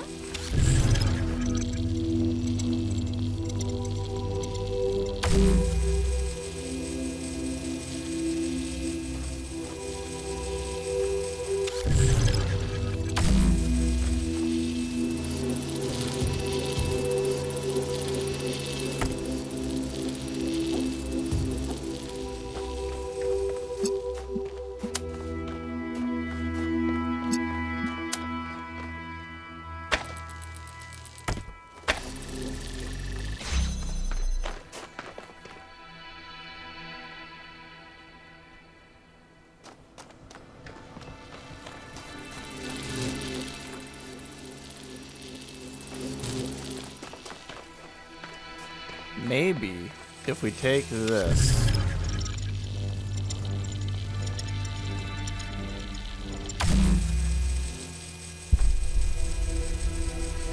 Ooh, it's still connected. Okay.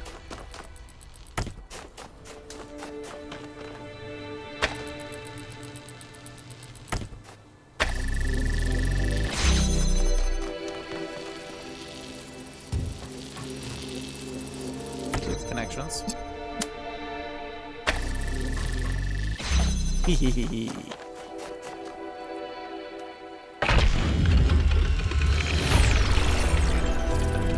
You know, Wonka, you're not entirely terrible at this. Wow! Jeez! Can't even give me a full-end compliment, huh? You're not entirely terrible at this.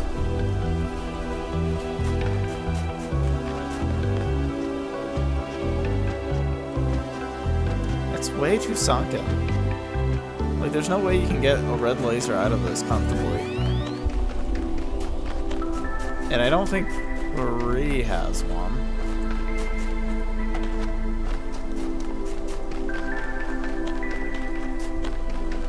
Sorry, memory is still escaping me. Did 3 have a laser?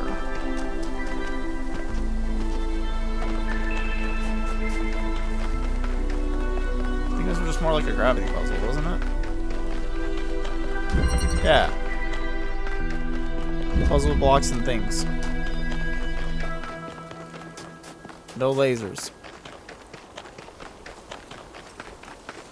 Then where is a laser?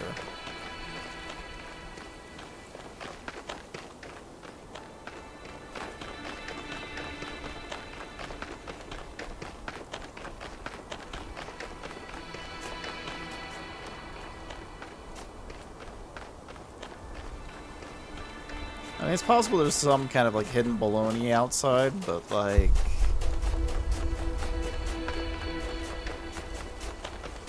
I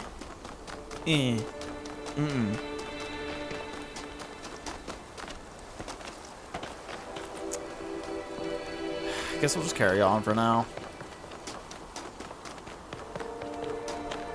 Plus, we also have the Sphinx puzzle.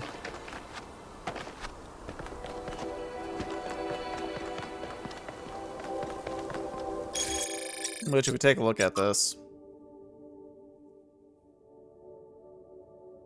Yeah, so I think the bottom right's 3. But it seems like everything's on like the left-hand side. And then whatever is like right up against the tower. So I'll probably have to go back to like where trial number 1 was. There's no question marks that I missed, right? Yeah, okay, so it's just 4 here.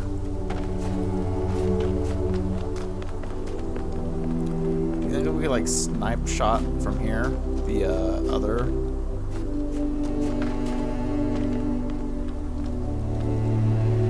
Well, it's a possibility. Like, this place is like very clear. So if we have a... Ooh. I was joking about trying to...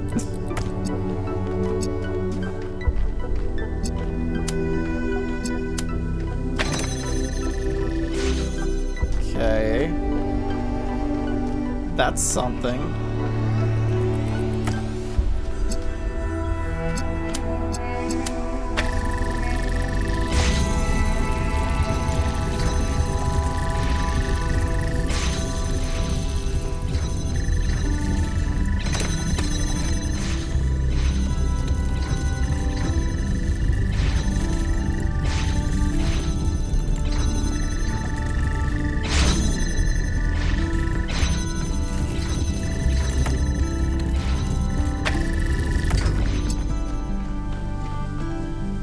I don't know how to feel about this.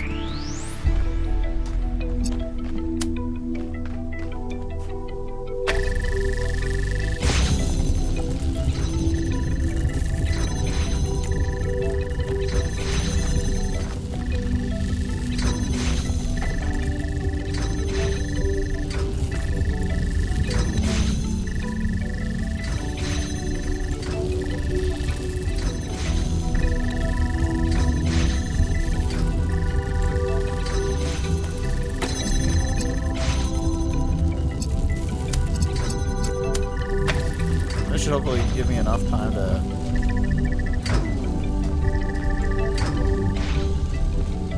It doesn't.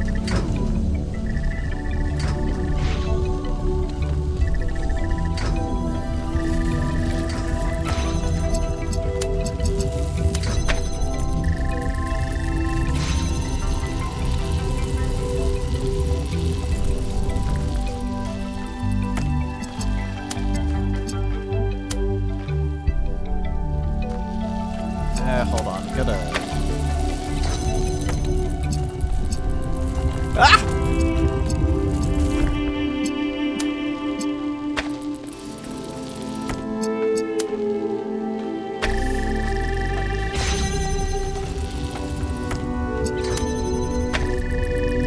There we go, that'll do it.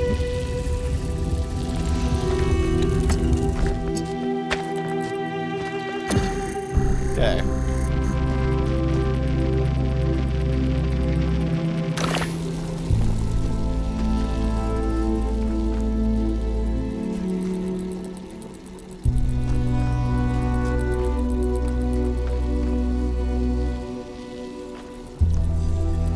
I am still not 100% on whatever this idea is, but...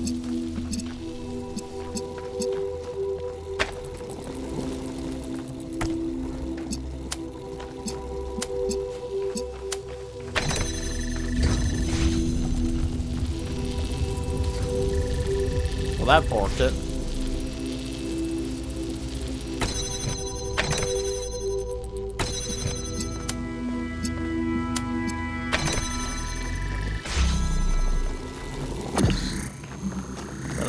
Go there. Like, it kind of helps me, like, pass things through, I guess.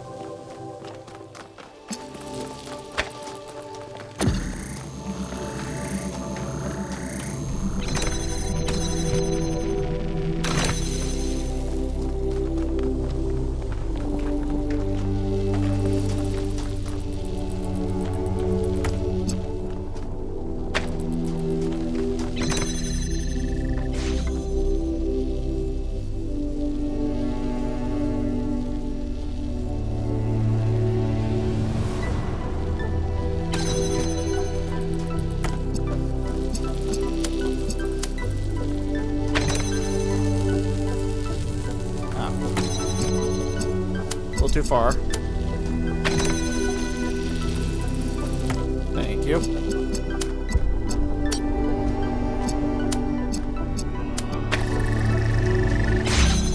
Whee!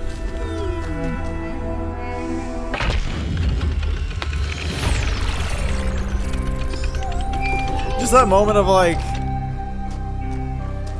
oh, I can use that one to hold down the button. 4, okay. Alright, I guess we'll go see whatever labyrinth thing is. Although probably it's what it's gonna end up doing is making me go through another text adventure.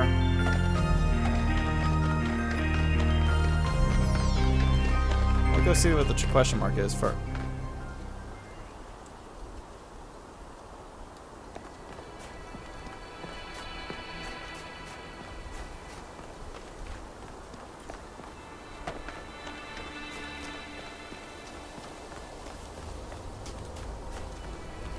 There are entirely too many strange things going on around here.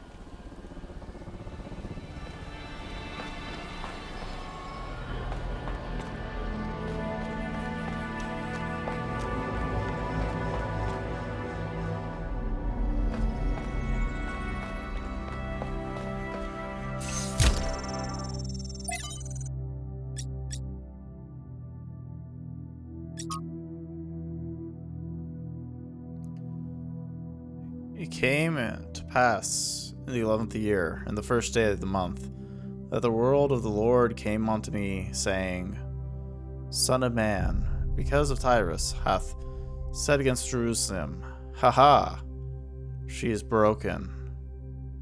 That was the gates of the people. She is turned unto me. I shall be replenished. Now she is laid waste. Therefore, thus saith the Lord God, Behold, I am against thee, O Tyrus, and I will cause many nations to come up against thee, as the sea causeth the waves to come up. And they shall destroy the walls of Tyrus, and break down her towers. I will also scrape her dust from her, and make her like the top of the rock. It shall be the place for spreading of nets in the midst of the sea, for I have spoken it, said the Lord God. And it shall become a spoil for the nation. And her daughters which are in the field shall be slain by the sword, and they shall be known that I am the Lord. Perhaps faith is neither choice nor submission. Perhaps faith is a demand, for our power to have meaning, for the stories of the world to rhyme, for a world designed by a loving hand. Perhaps I will believe with defiance in the forgiveness of all sin, in the kingdom of God on earth, and even the resurrection of the dead. I will believe with clenched fists, with gritted teeth, and prayers that refuse to be gentle. We're starting to get more into maybe a little unhinged territory. Unauthorized trial, secondary site, catastrophic failure. She's gone.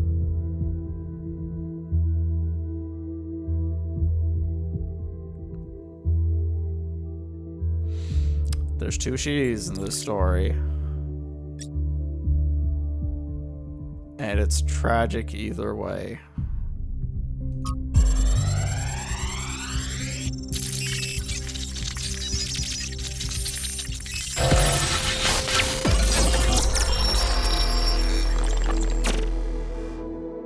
It's over. We failed. Everything we thought we were doing. It's all ashes now.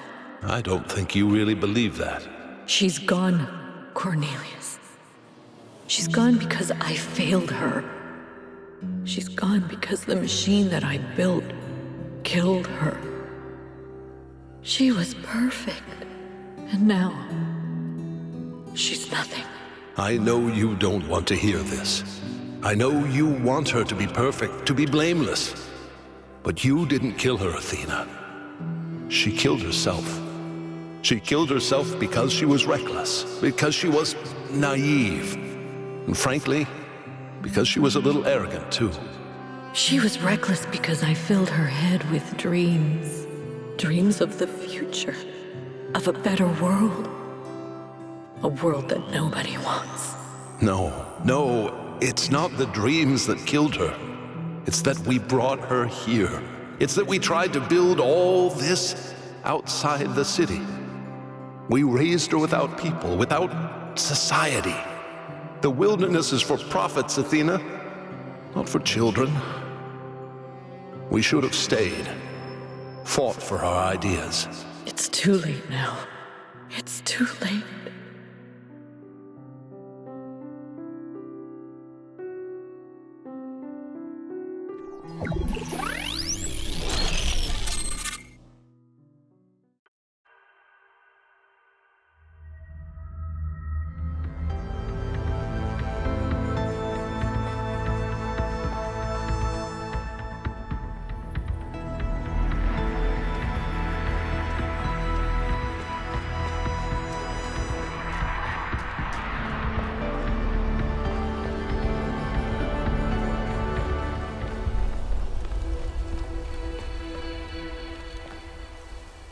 They lost their daughter.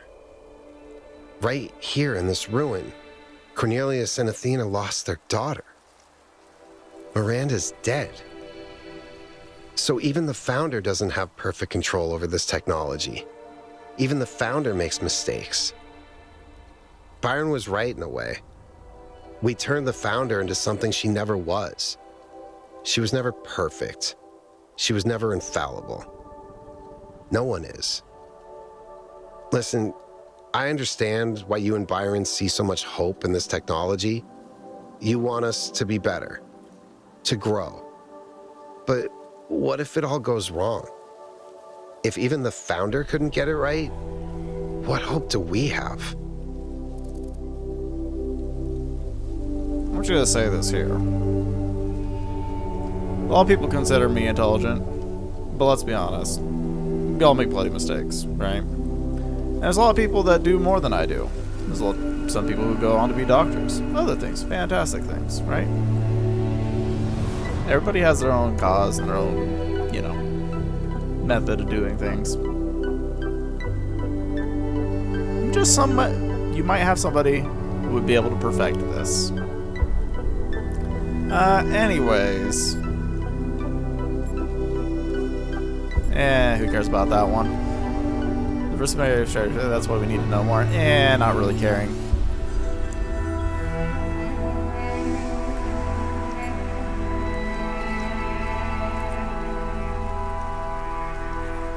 Yeah, this one kind of feels more But apt. what if one mistake is enough? One mistake was enough to kill Miranda, and the energy readings from inside the megastructure are insane. What if we try to use it and blow a hole in the planet?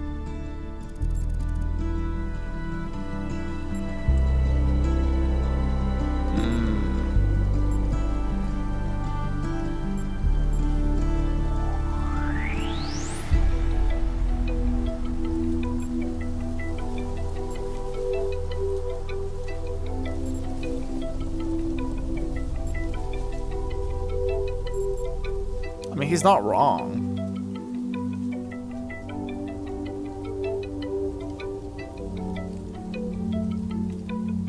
I feel like this is the more apt answer. That may be so, but what if this time it's justified? What if the megastructure really is just a catastrophe waiting to happen?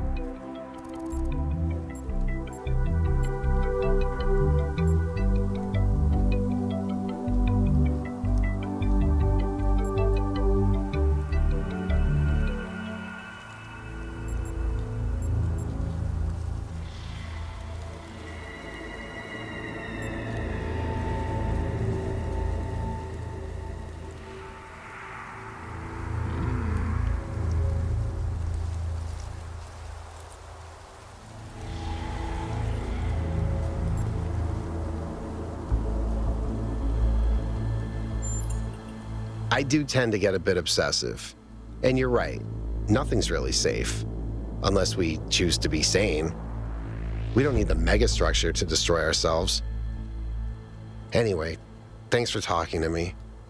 The truth is, lately, I sometimes feel kind of lost. The universe is vast and threatening.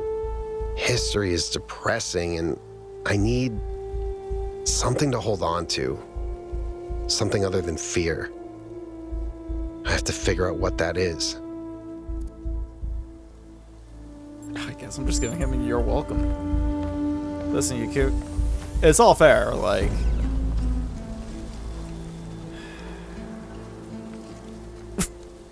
Thanks for your help, Wonkai. The elevator should be working now. Oh, okay, cool. And Yakut, I'm sorry about Miranda. I know you're looking forward to meeting her. Me too. Me too.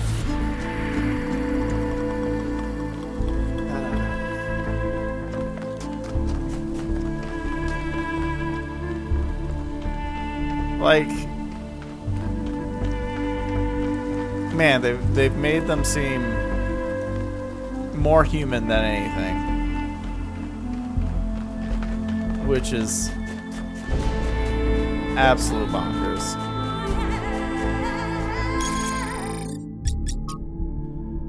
All right,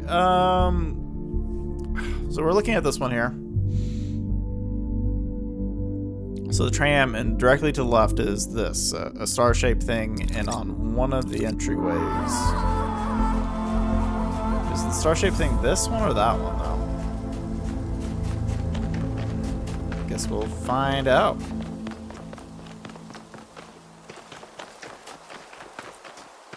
It's probably not this. Is there a way up this, though?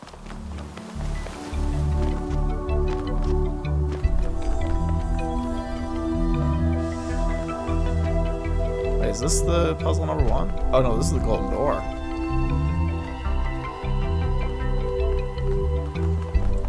Maybe there's a way. Ah, nope.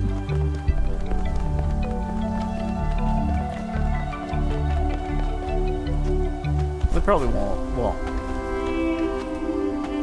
these game devs are too clever. Alright, well that's totally not it, so it's gotta be this, and it's gotta be towards like the tail end of the thing here. And note to self, it's probably gonna be a switch, if I had to guess. So right here. Hey, what do you know? Once you know like one of them, like the rest of them kind of fall in place. Still doesn't explain where the red laser is. Also, we visited like major structures out here.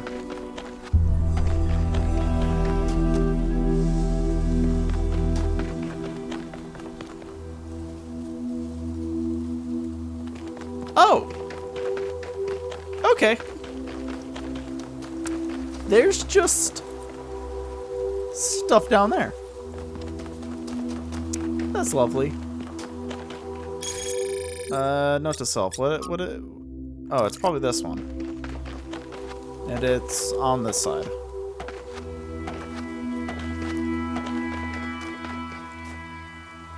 Oh, look at that little tiny bugger right there. Alright, and now the question becomes... is there a way to get a red laser...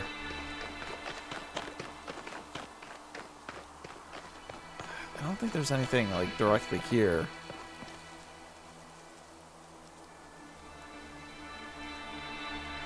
But, like, going down there doesn't really make much sense either. Like, there's not really,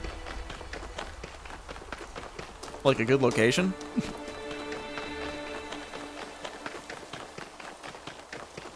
Because it's way far back there.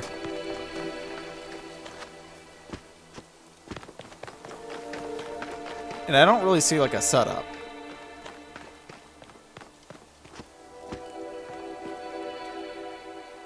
I could just drop in there, like, it's no big deal. Anyways, where is... Yeah, because the statue's right there.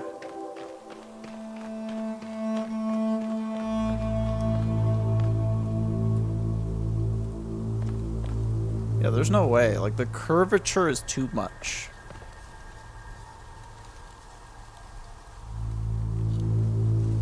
I can't believe there's like a whole entire intersection. It's crazy.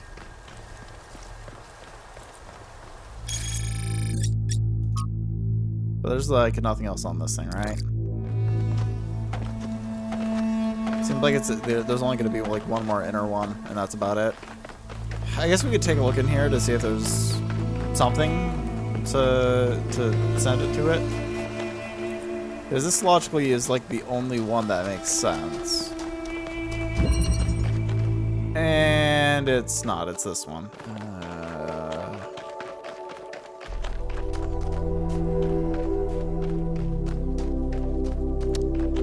Maybe if I was able to get on the outside of the structure somehow, there'd be something. But I don't think there's technically a way to get... I mean, if the physics was a little bit more... I'm just assuming that's shadow. Oh, hold on. Yeah, nothing.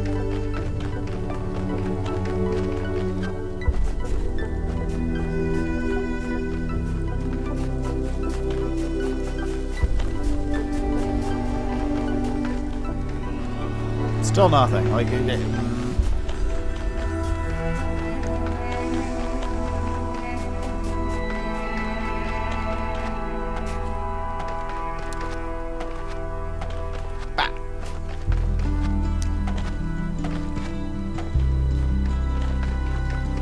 right, because, like,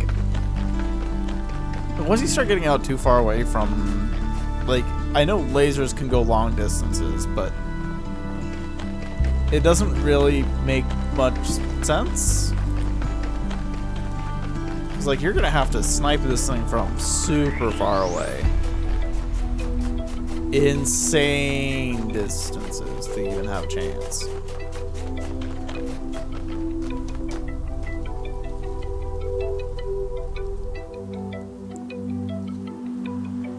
It looks like there's something there.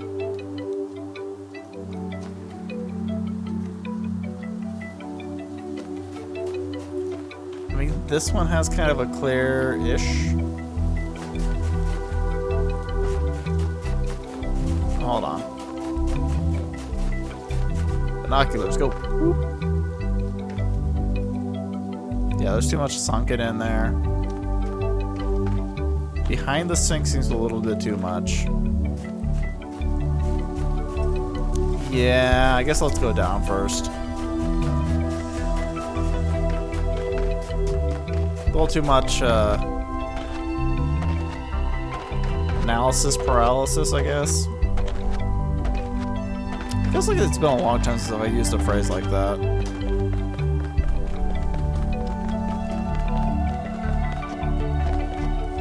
It's all good though. We'll be able to find the final switch down in the belly of the beast. Question is, like, is that active now, or is there like another way down? Because I'm assuming that this is the way to go. It is. Oh. There's a separate elevator. Okay, that explains things.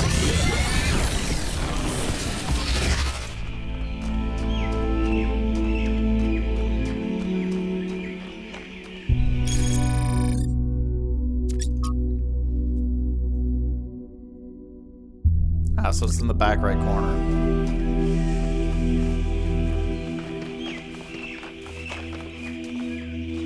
You know what? Puzzle first, then Reedy. Oh wait, that's number 8. Reedy first, then. Then we'll go find number 5.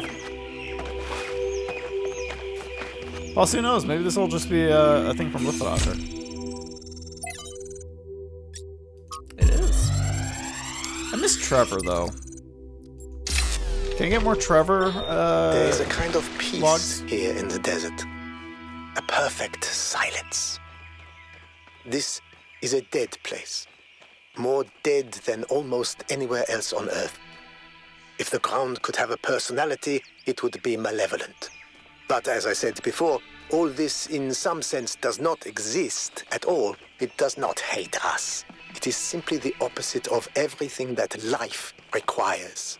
When you sit in the dunes and you hear only the wind and nothing else at all, and all the complexities of civilization fade away, you truly understand that spiritual peace is a great evil, a kind of shallow banality that we must always strive against.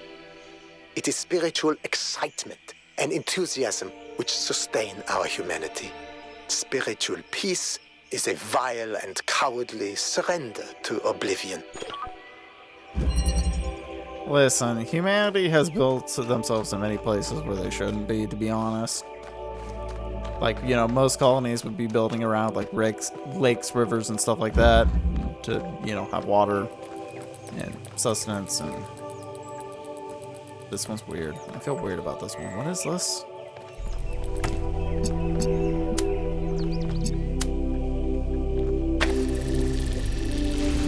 What's that do?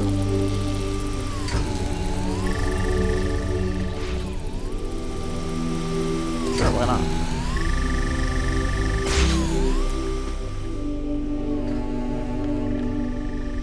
Well, that doesn't help.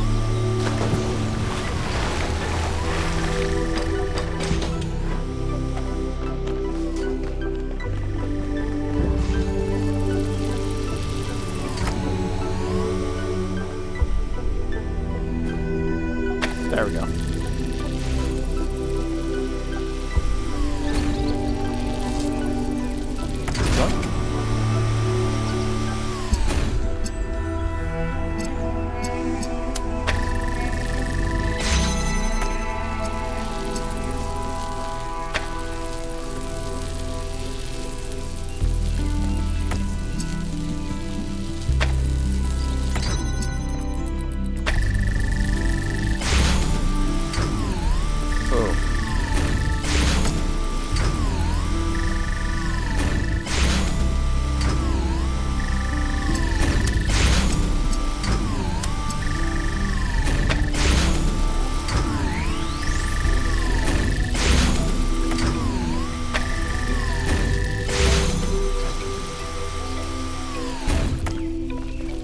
I think this works. Oh, okay. Whew. Normally it snaps the tool, so I was like, it's gonna pull you in. It didn't pull me in.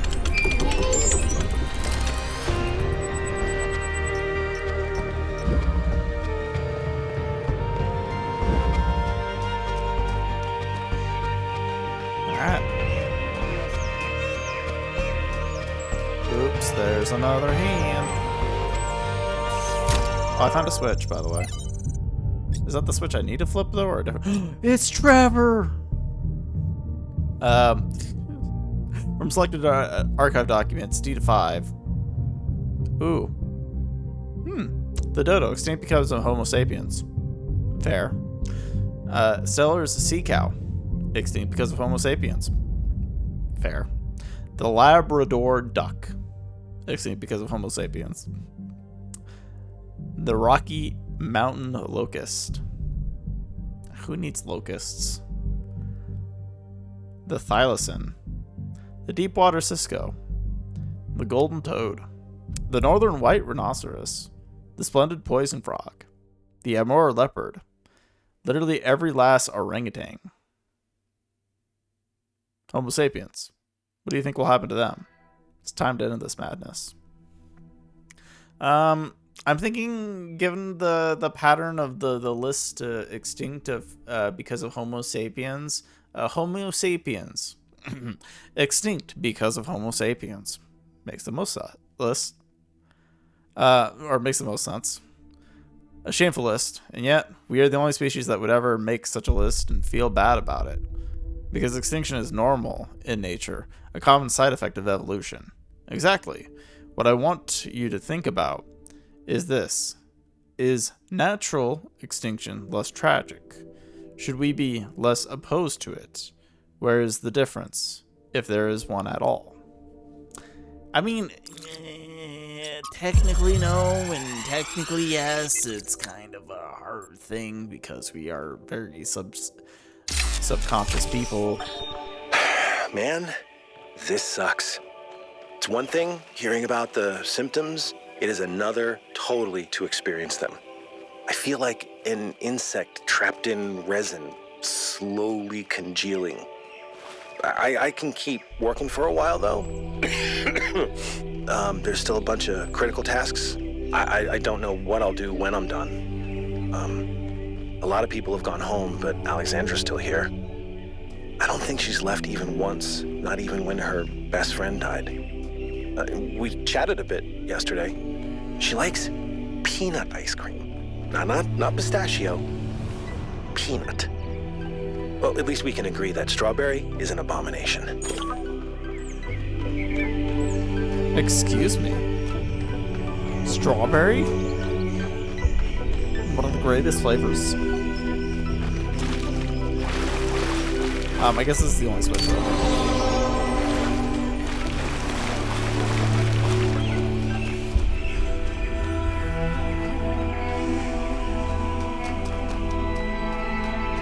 Then again, there's not like many flavors that I actually hate, so you know somebody's gonna have something, right? A displacement. Okay.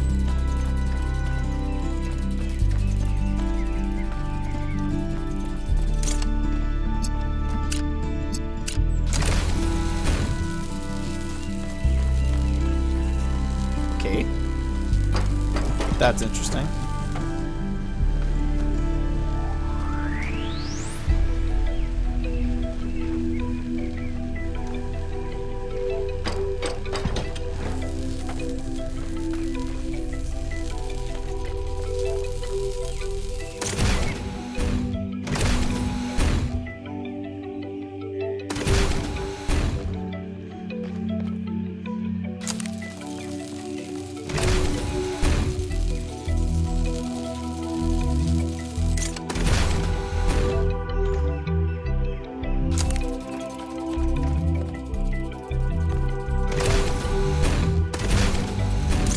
Darn it. You lose all the connections just because you clicked the wrong way. Okay, that's active now.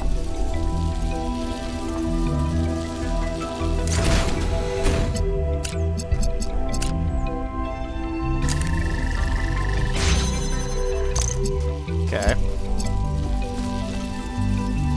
That's cool.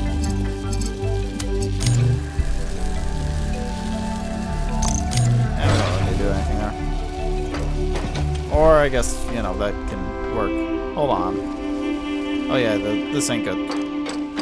Gotta go on the other side. What we do is we take this, right, and then we go...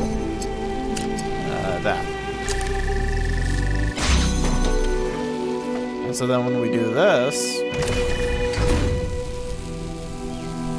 it doesn't work.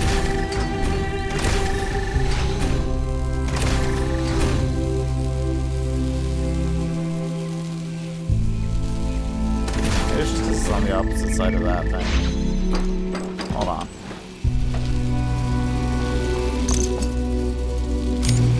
Right there. Put that there. Doesn't even need to be connected to the other one still, but you know. Okay, there we go.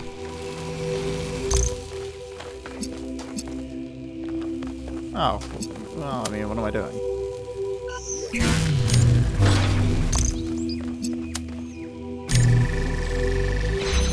Just need to do that, then boom, perfect.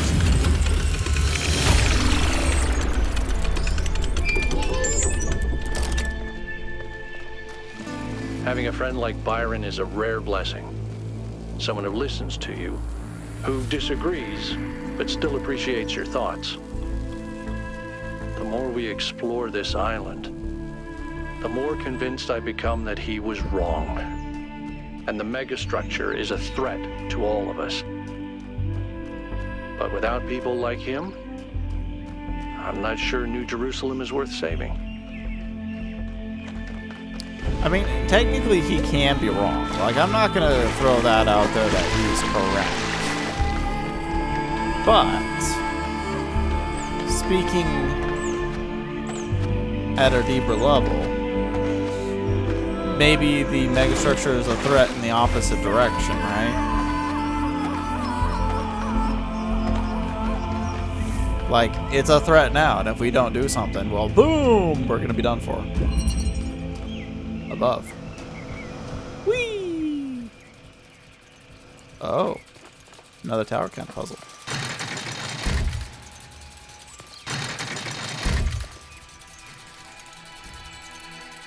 Oh, this looks cool. What's over here?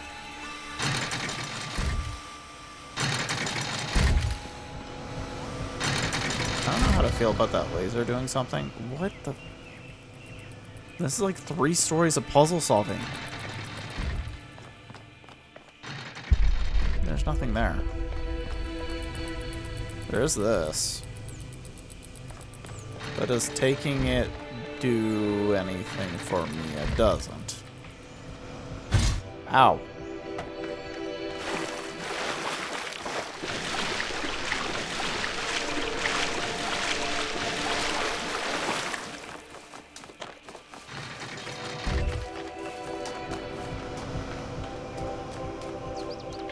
Okay, note to self, there is nothing else here, so up we go. Actually, question about this though. What does this do? Ah, it's the driller. Okay.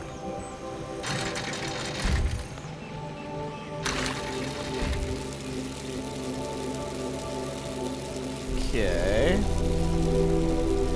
Do we technically need the driller up here doing this here? Or can we take the driller with us? Then the next question is, how do we get that thing? Because it seems like...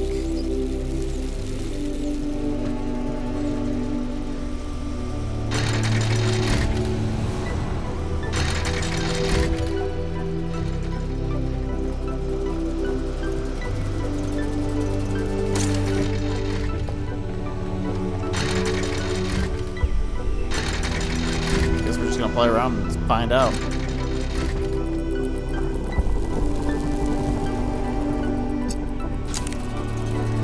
Ah.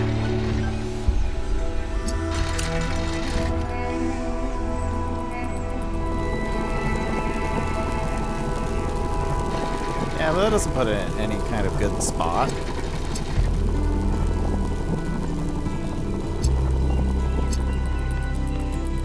Okay, what if I just take this thing off? Okay, so it needs both of them, but I think we need to take this one off. So everything needs to be set up exactly the way it should be.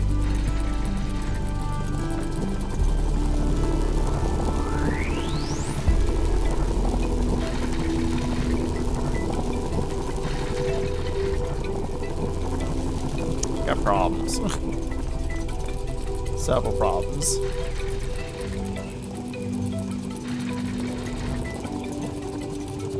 Like, does it make sense to have the inverter here or here?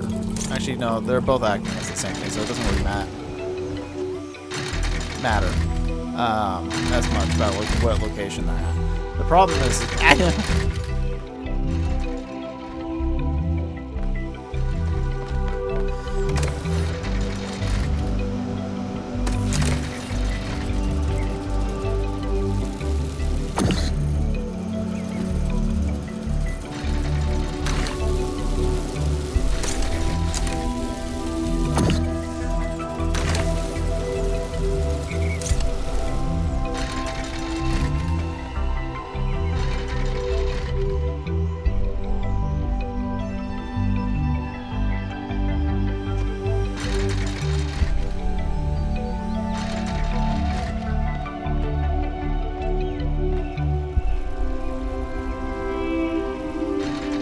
Yeah, it doesn't get anything, so... But it can get connection from here.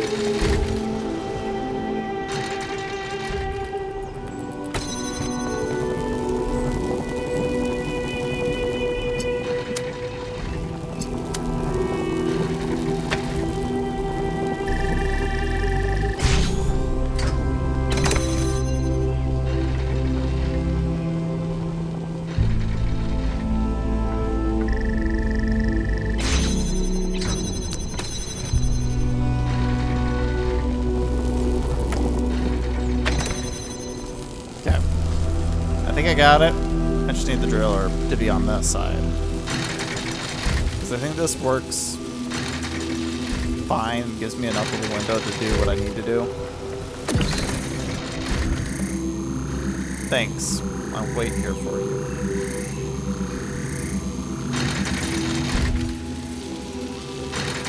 Yep.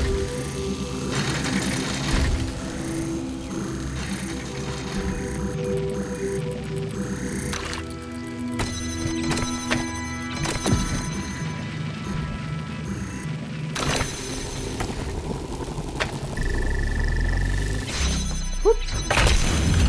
Made it. Congratulations. That one looked difficult. Eh, it wasn't too bad. Can I just walk on this? Okay, I can't. Someone put a little too much grease on it. Slip and slide down. Whoosh. Alright, 8. Preliminary. Ooh, is this like one of those ones that's going to be... It's going to be one of the crisscrossing laser ones, isn't it? Okay, so that gets me access to that. That's lovely. I can go here, which would allow me an access to another... Thanks, crows that fly through buildings.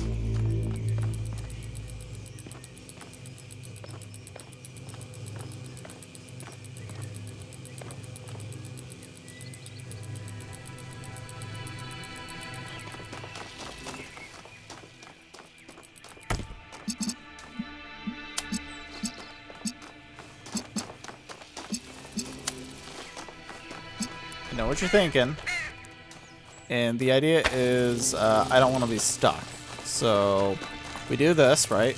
And we're gonna turn it right. And hey, look, the door is still open.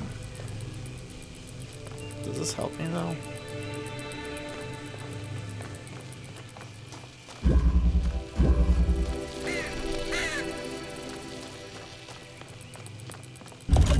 Let's go one more.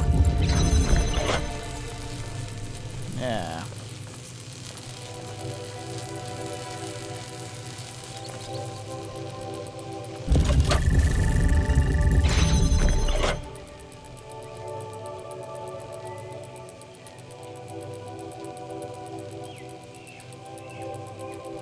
Okay, yeah, I think I...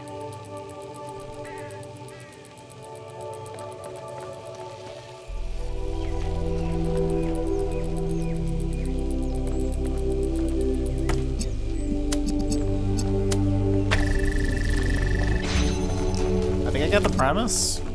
So what we do is we take this, right? We do this, and then hold on, that and that one. No, probably right here. We'll see. Okay.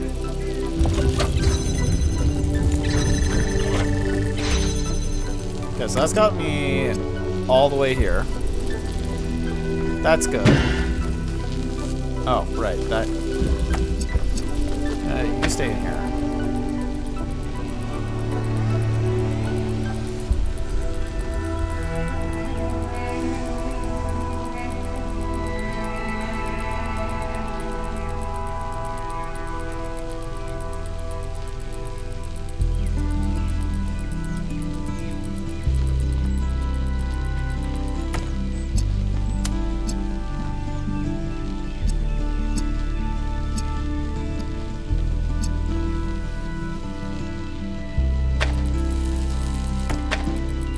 I don't need this in here, though. That's the problem.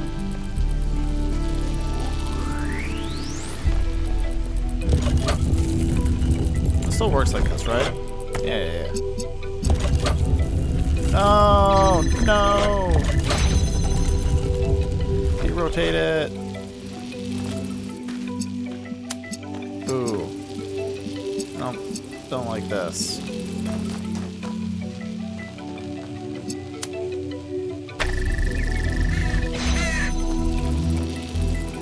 Okay, so once I pull this, what does that do? How far can we get it back? Like that far back? See, is that a problem there?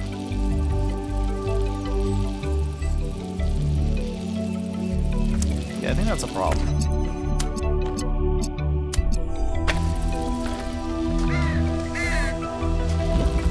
Yeah, so this is open.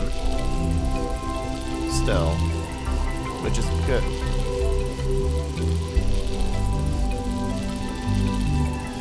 No, it's not good.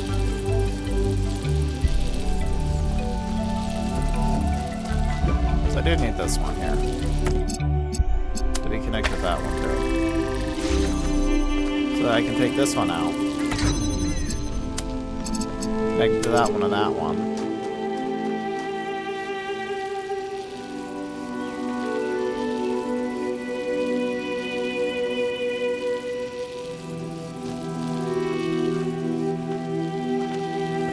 See, the problem is like once I lay this one down, like that's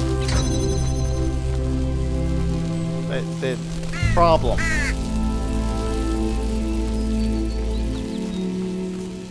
Ooh, hold on. A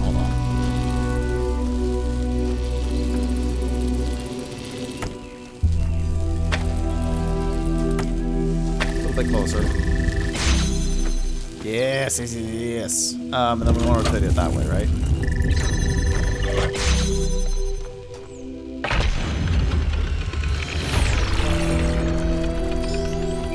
Look at me! Navigating dangers.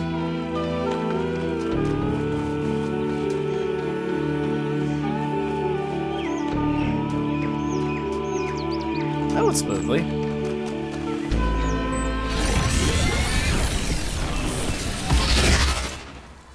You know, I'm gonna just say this. I understand that, like, in the bottom left-hand corner, there's like a 5 telling me that that's how many messages there are from people. But I'm gonna just say this. Who cares about New Jerusalem? I'm out here solving puzzles. Exploring. Finding mysteries. Also, I need to figure out what the fudge to do about that red thing, but we'll do it.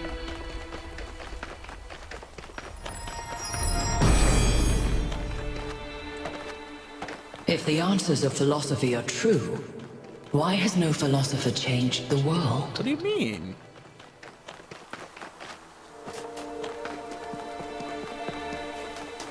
Philosophers have big brain ideas. What are you saying that they haven't changed the world for?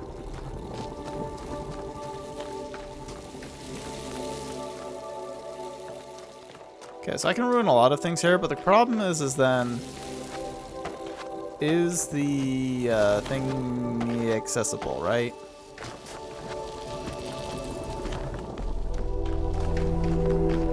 Like, can we see it from here?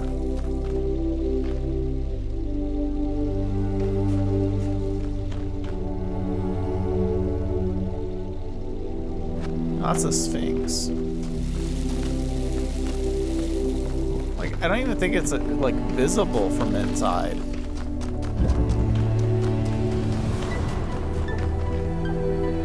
Yeah, there's like a lot of tree cover there.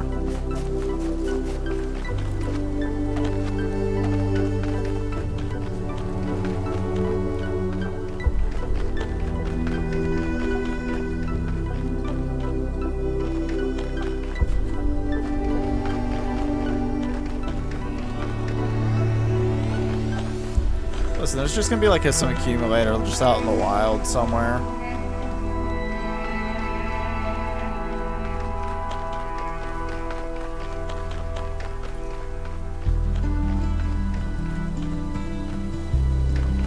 Yeah, I didn't even see it from this far out. That's also, oh, it's like way over there.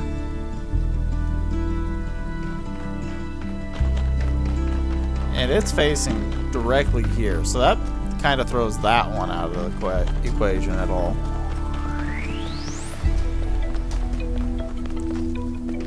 But like, where? Like, we're good to go into the tower, but the problem is that like,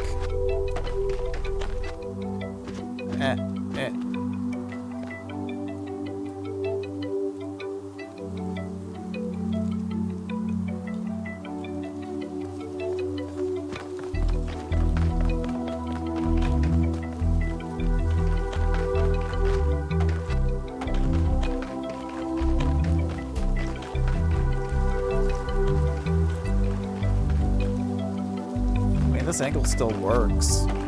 I guess we can go check out this one out here and see if there's a possible way, but like, that's a long laser shot. And I don't see any other place that goes, hey, here, put a laser.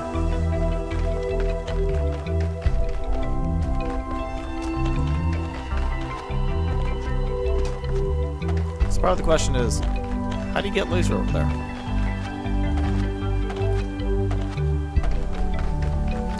No idea. Alright, is there even a laser in this one? There is. Blue one, though. And then a red one here.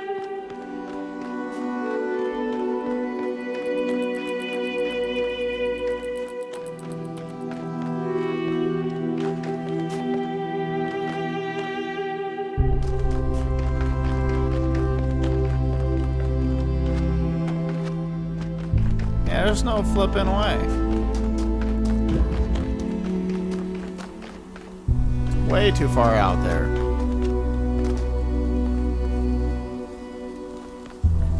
Like, I can see it from here, which is a good thing.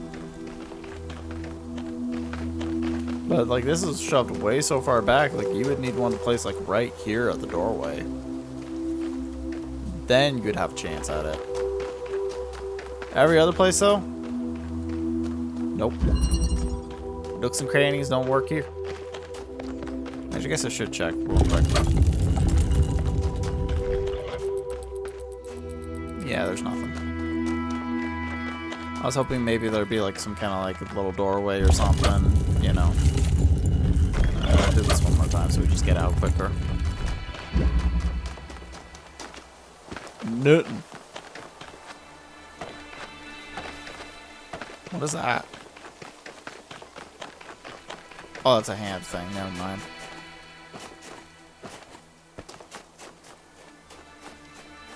I think this is too far, though.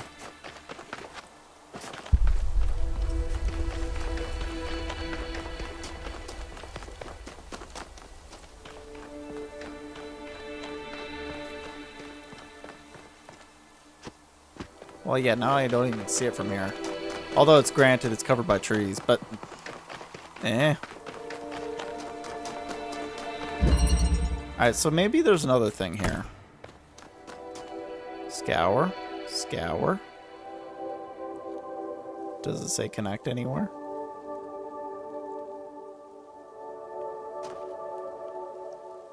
Look up. Any connections?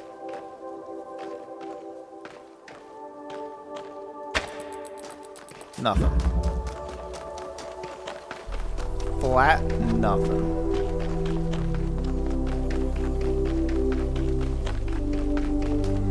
I guess I can go down.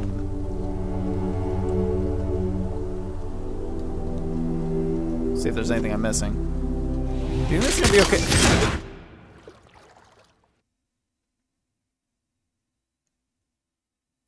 Nope. Nope. Not okay one bit. I guess I could enter the tower, but like... yeah, I guess we'll enter the tower and then we'll see what else is after that, right? Because if I can't... if after entering the tower I don't have any clear sight of anything, then... I'm done.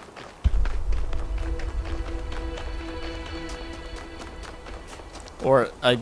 like logically have excluded most everything else so that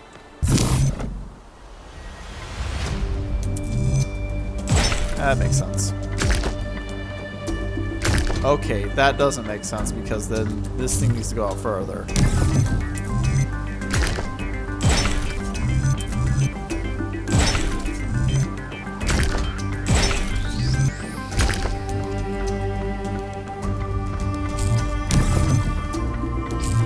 Take that one. Give me... yeah, that one.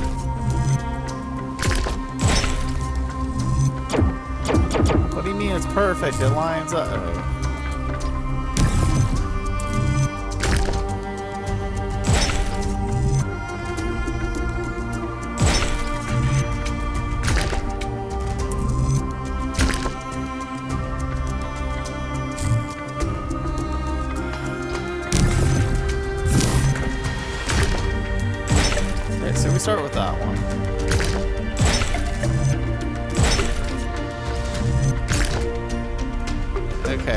still a little too much.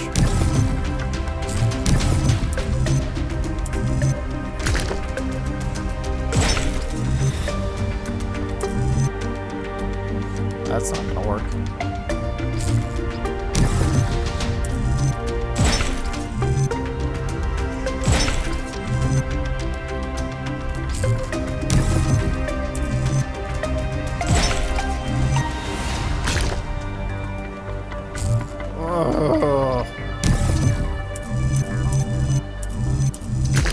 Like, logically, what makes the most sense here? Like, this works, right? It's kind of dumb. You could just do this.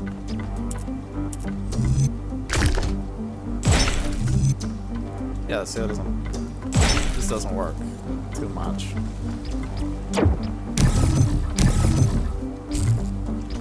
Okay, so we take that one out.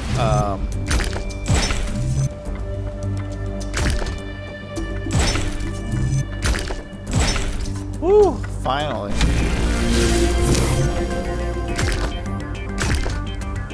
Oh, that's a weird piece. Okay, that doesn't progress me. That progresses me.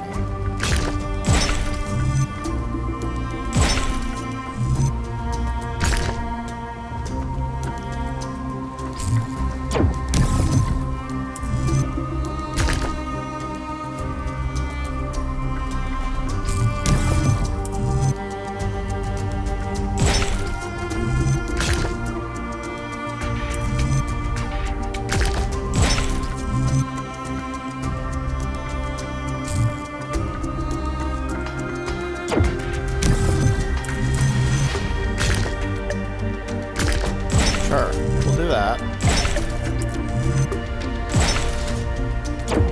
No. Take that one, flip it. Actually, that doesn't work, because then... this happens, and just...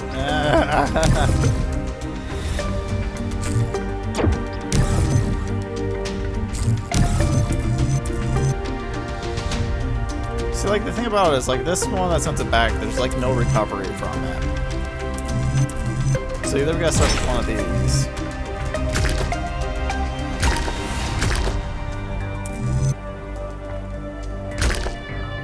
Yeah, no recovery still. How about this one?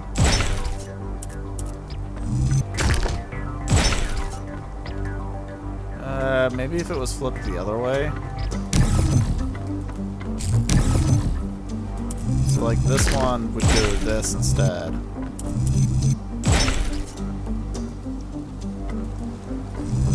Well, no. Because that just...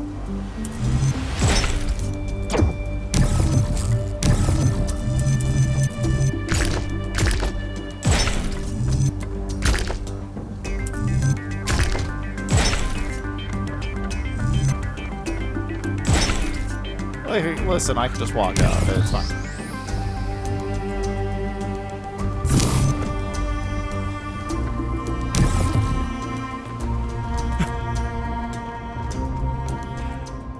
We'll work at it in 2 seconds, it's fine.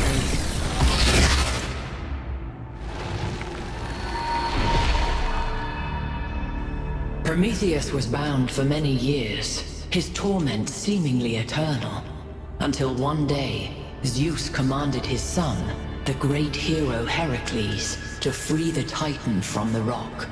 Why did Zeus relent?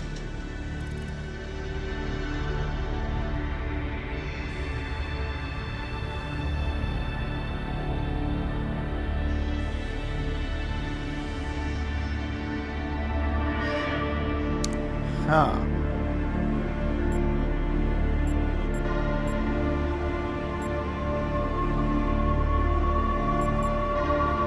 Ooh.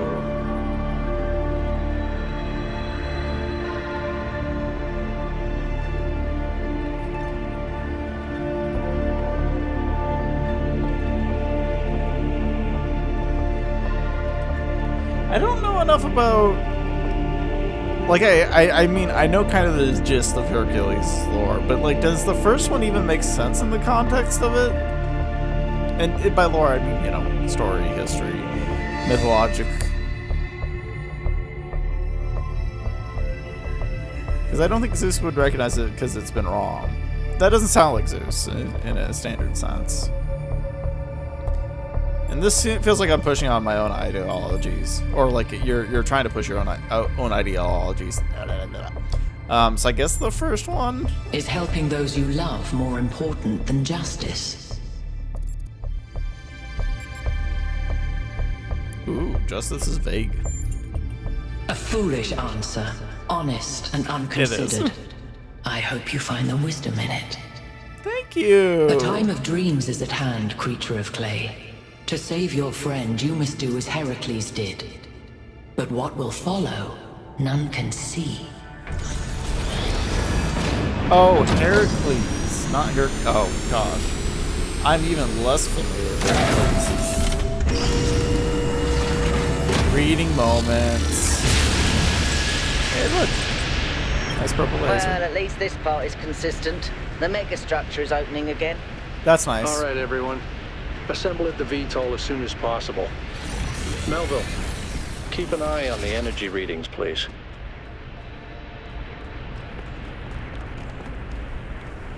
Okay, note to self, there's nothing. Note to self, I have this puzzle in reverse now.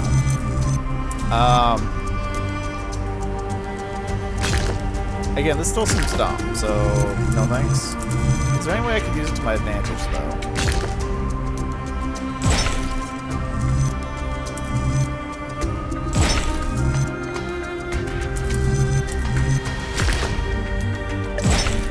You wanted me to start off with that. Okay, no. Listen, sometimes it's just, you know, you have the wrong perspective. Flip it. And it works. Now I feel bad, though, because that's a green laser. But we need a red laser. Facing the other direction, and there's nothing there. I looked. I was like, can I slip by somehow? Find something mysterious? The answer is no. No, we can't. Or no, I can't. Problems. With a capital P. So then the question starts becoming like, how do you even get the thing all the way up there?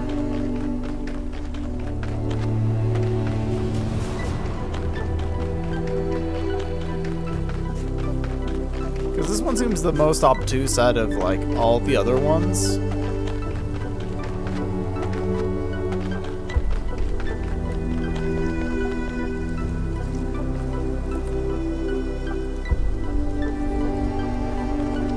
Like all this looks like set dressing.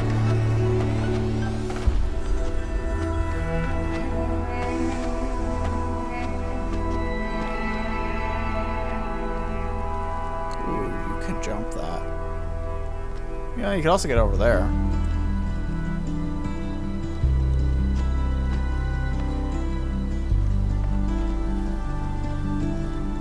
Yeah, but once you get down there, there's like nothing to get back up. So technically it's a mistake. Well, those do look like things you can climb, but those are not things you can climb.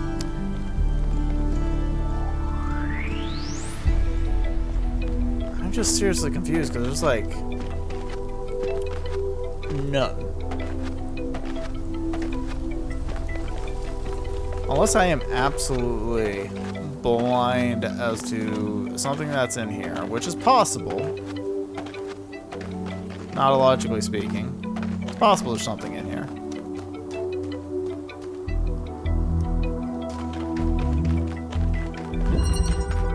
While this is massively open, there is a section up here.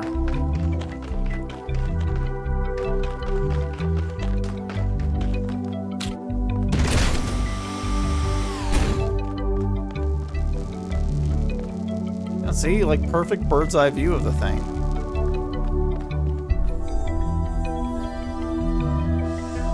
Like lots of dead space around it.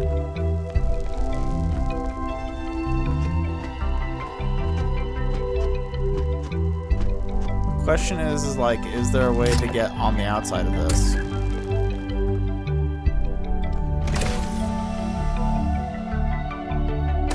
Alright, wasn't my whole entire thing about going down here doing this?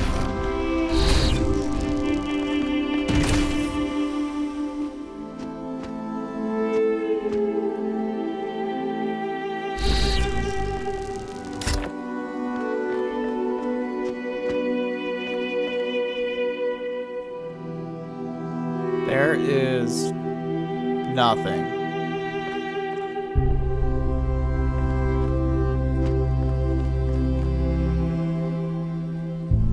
I could drop this off the side if I wanted to, but there's nothing really here.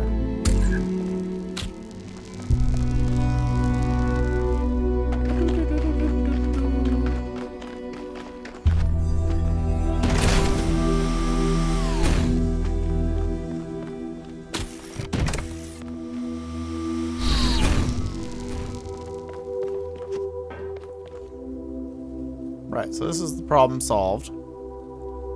Can I jump from here? I can. So then there's nothing.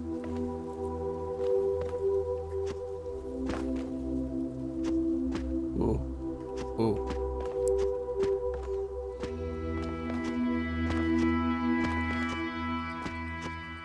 Oh no. Oh no. Nope.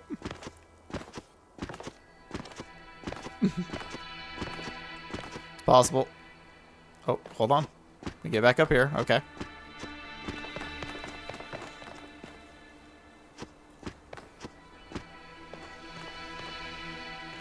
We can get to the other side. Oh, actually, we can get up higher too by going down here.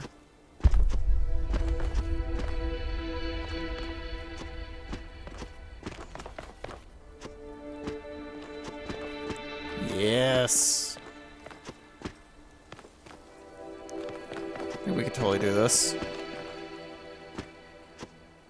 Question is about like climbing to the other side though, I guess.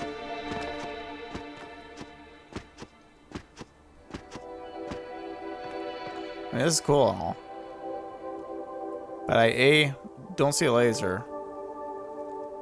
And B,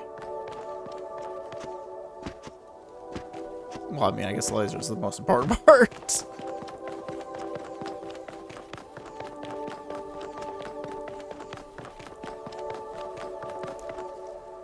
I mean, is there... It's like too far side. It's almost like too far sideways, even if we did find something down in there. But I guess we can take a look down in there and see if we can find anything. That's too far away. Alright, let's go try to see if we can get to the other side. Technically, if that was close enough, we should be able to get there.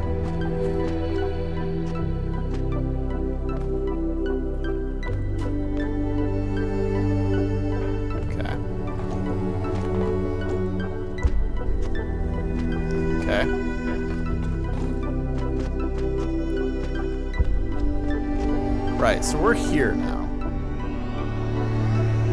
But we can't even access it, so we're technically out of bounds in the puzzle.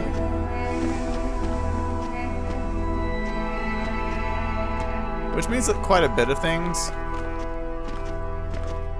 Because if we're not in the bounds of the puzzle,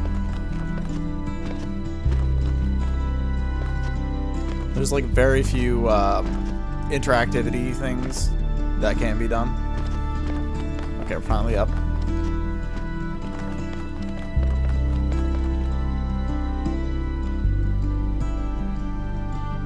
I mean, we are on top. Ah, overshot it.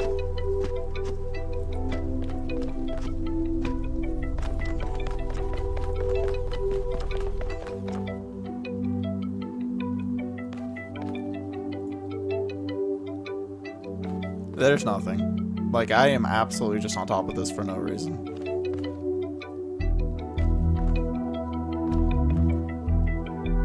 There's nothing here. Whee! Why is there this platform here, though?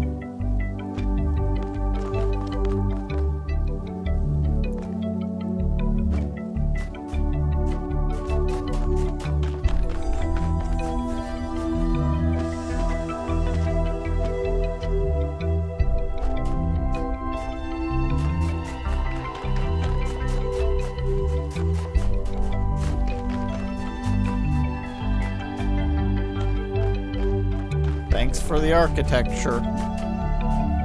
But, sadly, I'm stuck now. Unless we can somehow finagle ourselves out here. Okay, so like everything else, you allowed me to like climb on top of it, no big deal. But this is a little too much for you, huh? Oh, hold on. No. We're gonna have to restart from checkpoint because, yeah.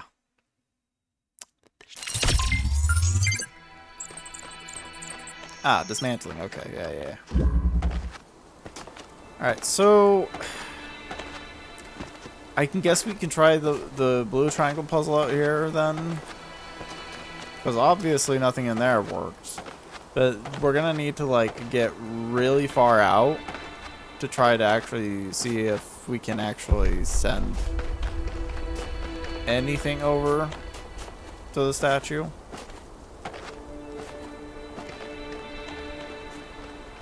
I mean, it's there. But boy, do we have to go way far down in here for anything.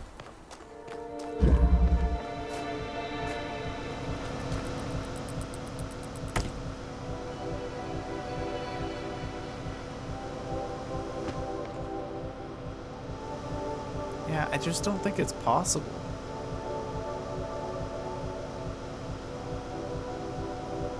Because, like, yeah, we can get red going on in here, but we can't get it out.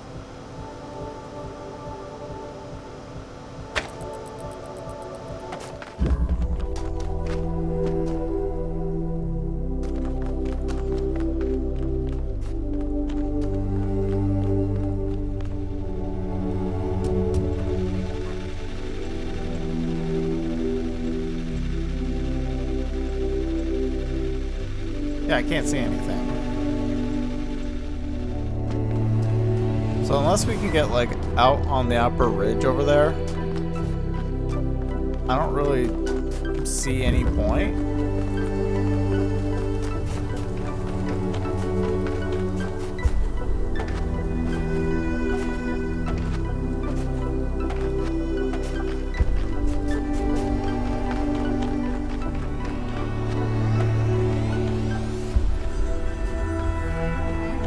I mean, it's there.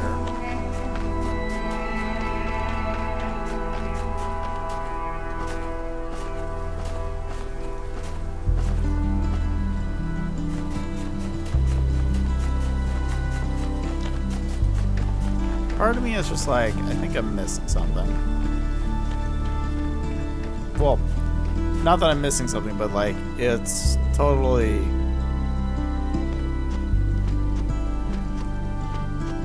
arbitrary. I mean, hold on. Options.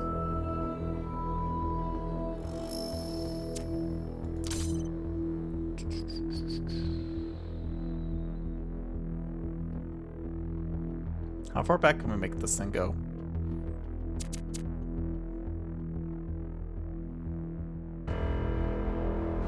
I don't really see anything. Oh, view distance.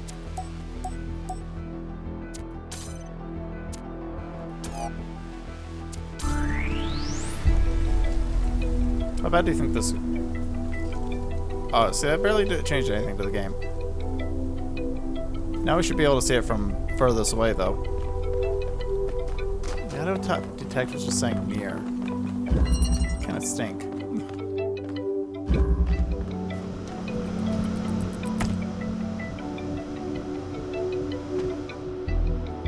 Yeah, there ain't nothing. Nothing I can do about that one. There's a second one in here, right? Oh, there it is.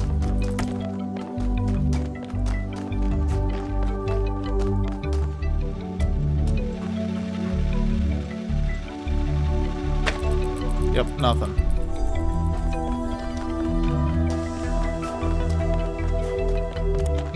I just don't get it, you know? It's just super far out there.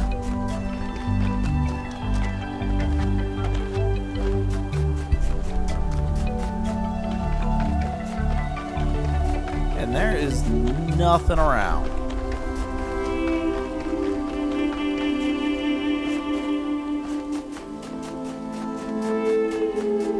So unless there's like a hint somewhere that I'm missing, but like none of the puzzles show anything that would display red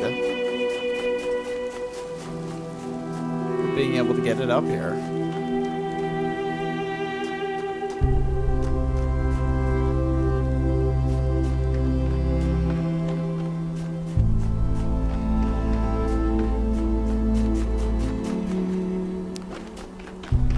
I wonder if there's any more options that I could mess with to make things a little bit smoother if I do keep on far, though.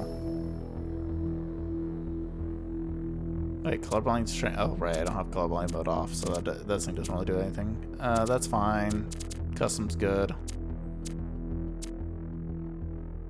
Yeah, we definitely do want... See, I don't really care for anti-aliasing. We'll just go far there.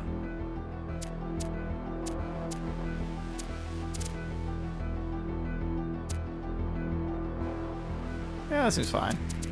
Apply. Back. Resume. Okay.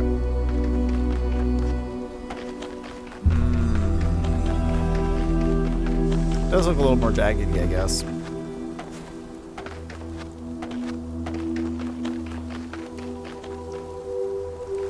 Got nice rocks standing on rocks. Is there anything else here? Please help. Send me a red laser.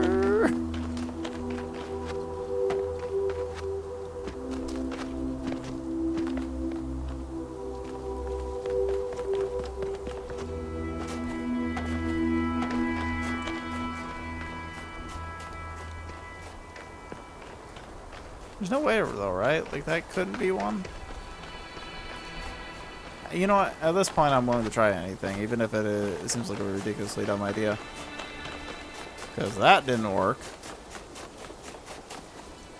It's almost like you gotta find like a find one out in the wild here, which is like bonkers crazy. Like, how are you gonna do that?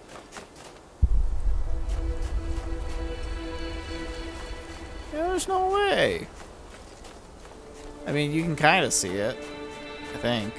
I don't know. Oh, there it is. Yeah, right there. The problem is, like, everything's so sunken in here. By the time you get to here, it's like you can't find anything.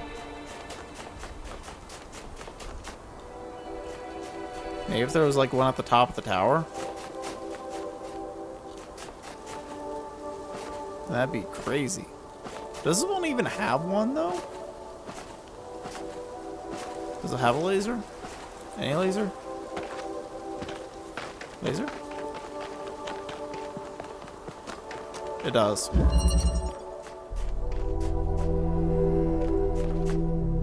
Yeah, this is convolution.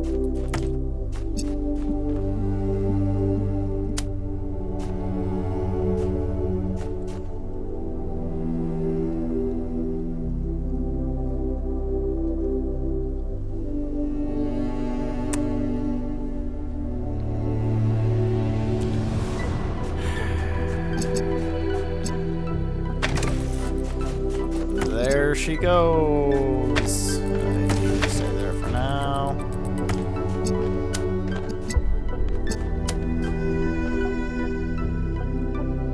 Right, just go up there, right there. Beautiful.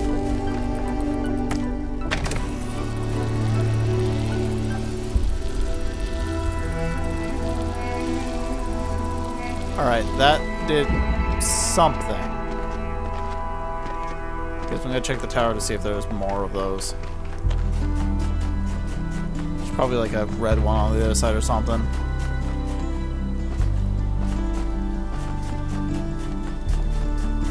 Yeah, there's like no other puzzle I could see that one from, so.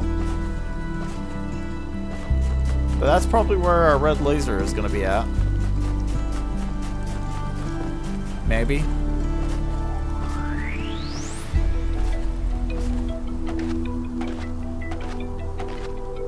Making hope.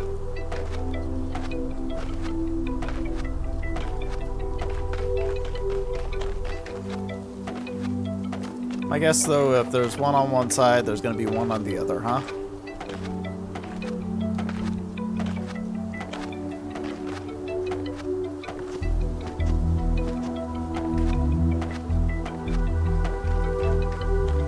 What?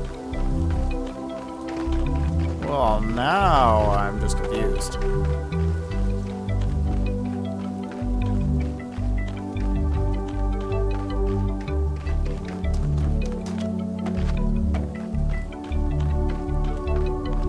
Okay, so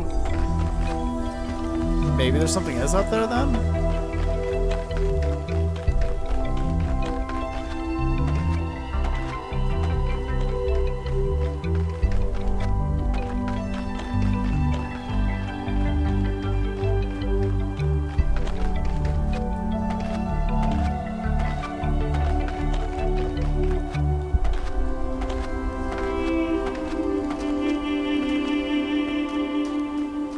Wait, where'd my blue laser go?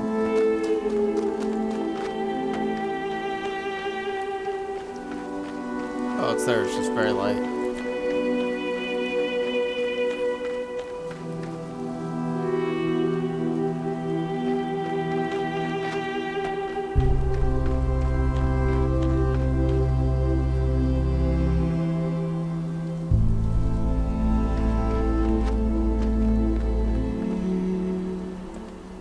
I don't get it.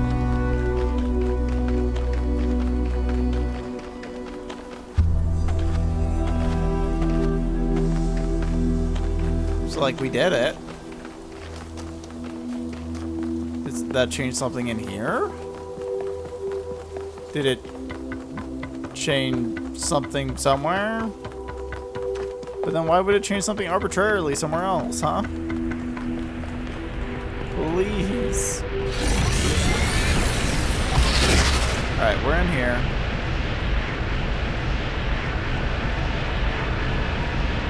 There's nothing. Just a giant laser. What did that change?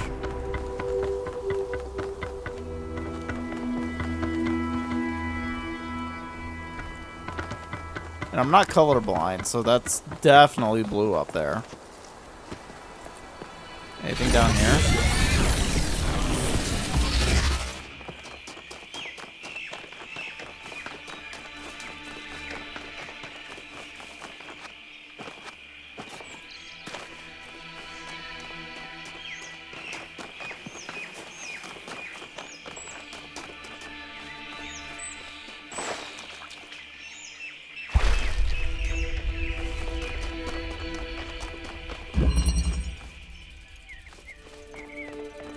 But it's not like this.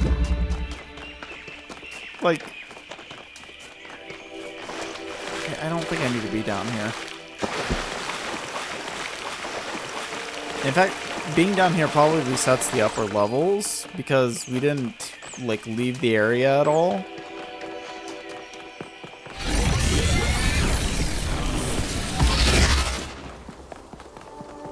But then. Yeah, I don't even see it on anymore. Hold on. Oh, nope, it's still on.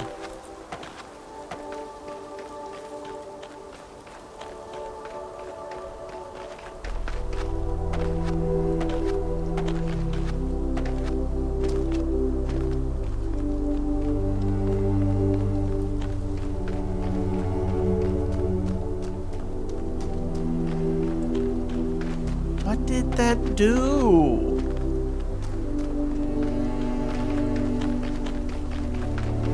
Like, does that help me get the star, or is that some arbitrary nonsense thing that just doesn't matter? Like, it's just up there.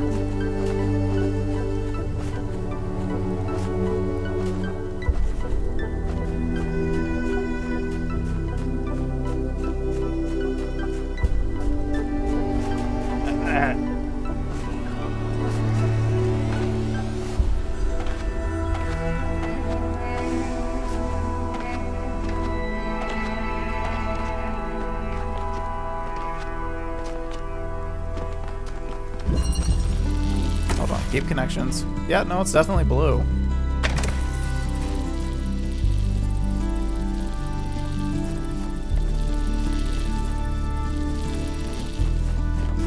I have another one in here, or is that... Do I just have 2 of them? I do have the accumulator.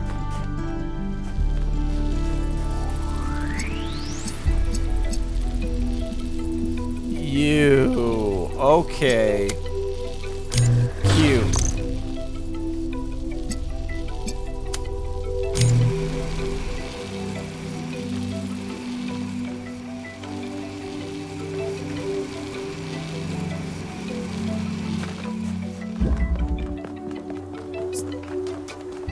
That's still not it?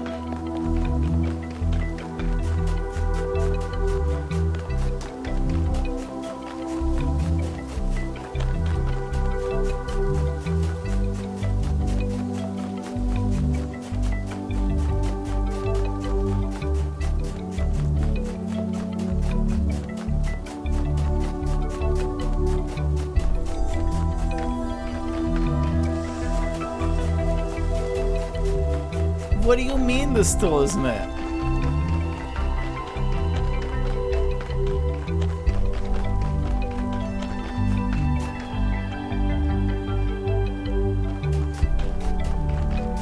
How is somebody supposed to see that baloney all the way up there?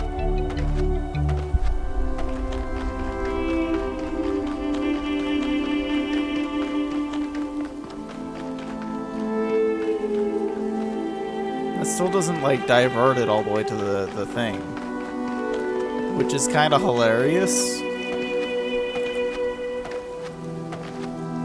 And this isn't the puzzle to do the thing in.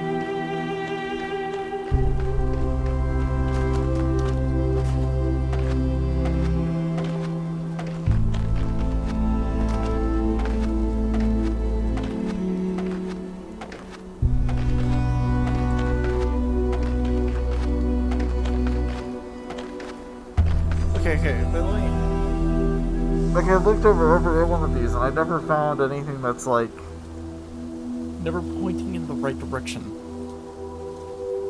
So then how does this help me? Having it all the way up there.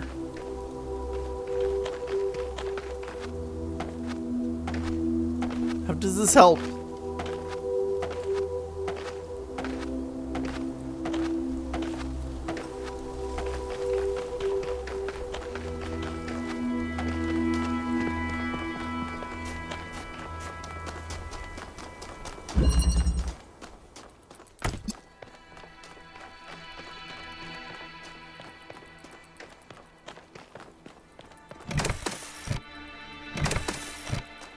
See, there's nothing. There's no top of the tower. There's not... Yeah.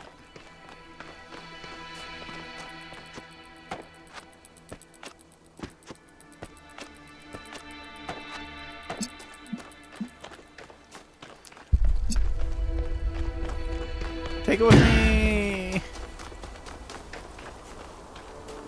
What am I doing? Oh yeah, we're way far behind the tower.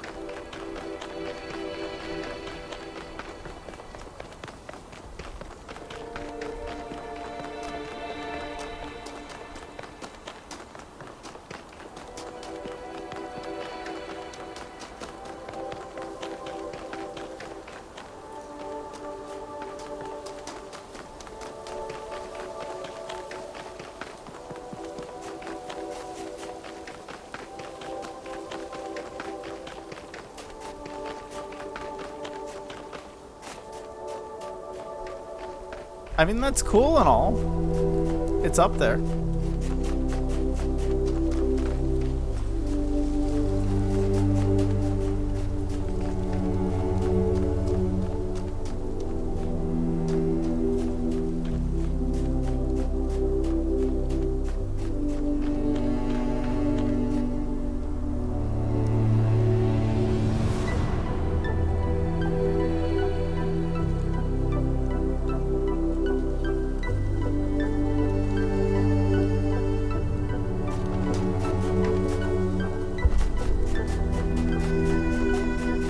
Like, the only logical thing would be as if there was one in here, right?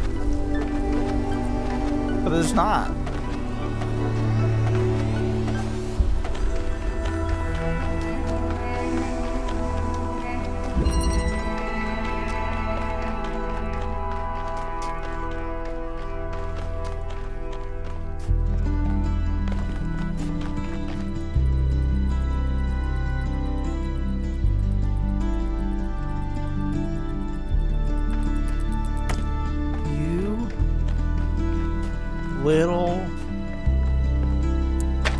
Was that even really there?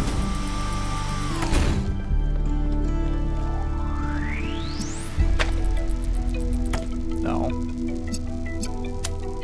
Was that there before?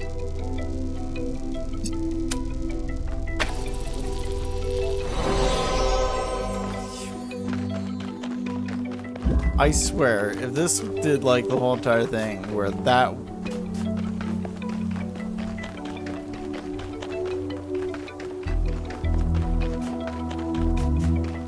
Was it there?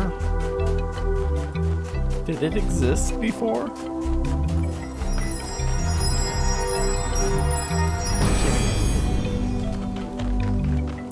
There is no tool that is not also a weapon, and no human that would not wield it as one. Listen, those tools that you set up for me to solve this freaking almost felt like it did mental damage. Gosh, that hurt.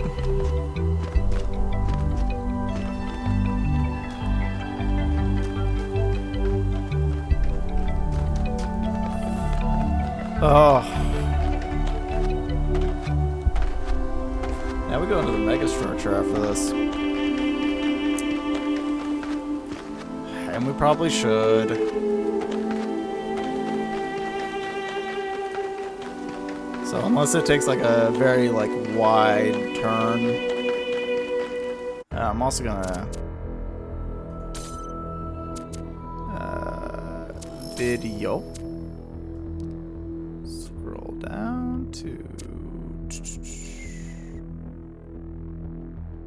I don't even know if that's even important there. Where is the view distance? We're just gonna set to medium.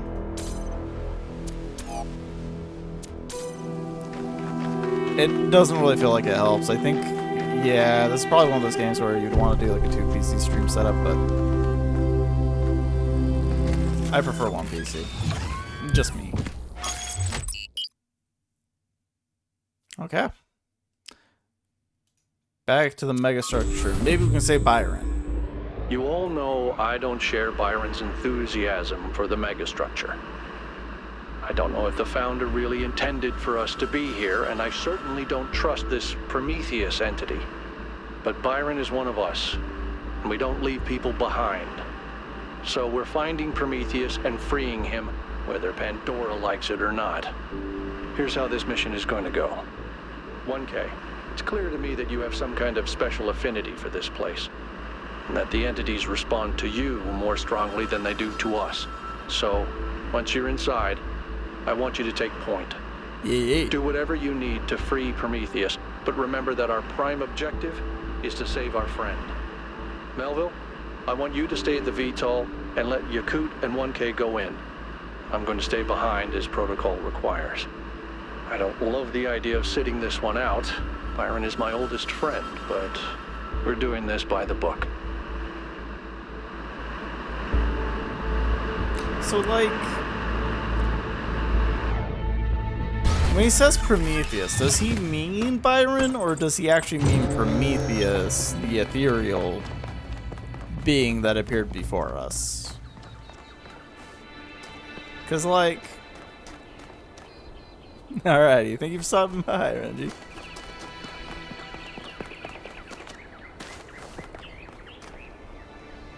Yeah, I guess so.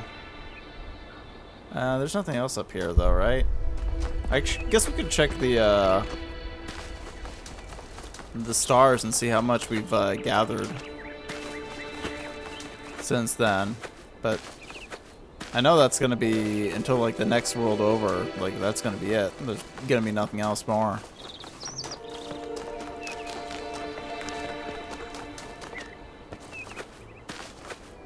But I also do want to see like little lights clearing up. And say, ooh, pretty. Wow, that's a lot less than... Oh, right. Release the stars.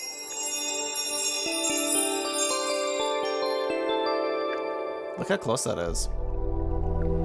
Just like one, oh, actually... Okay, so 2 more per world. Yeah. So we have 6 left. Really close. Whee! Alright, to the VTOL. And, yeah. If we're gonna make another trip back to New Jerusalem, though, I'm just gonna be like, we done for today.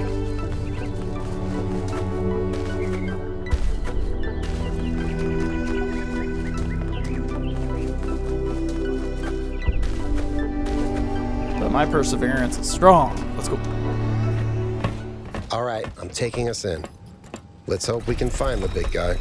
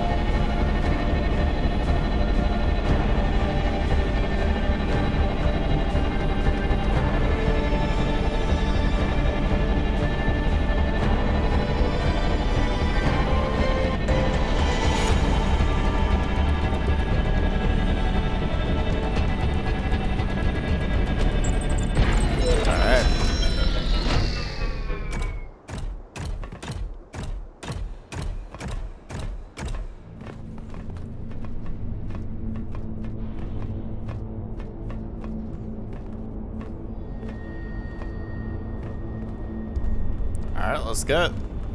Going.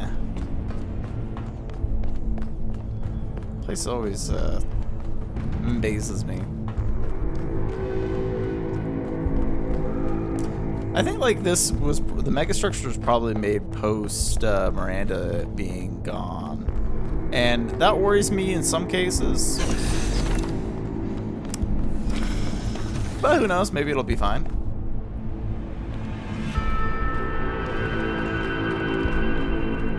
Does the elevator just work? No, the elevator is closed. That's glass. It's glass. You can't walk through that stuff. Alright, what's to the right?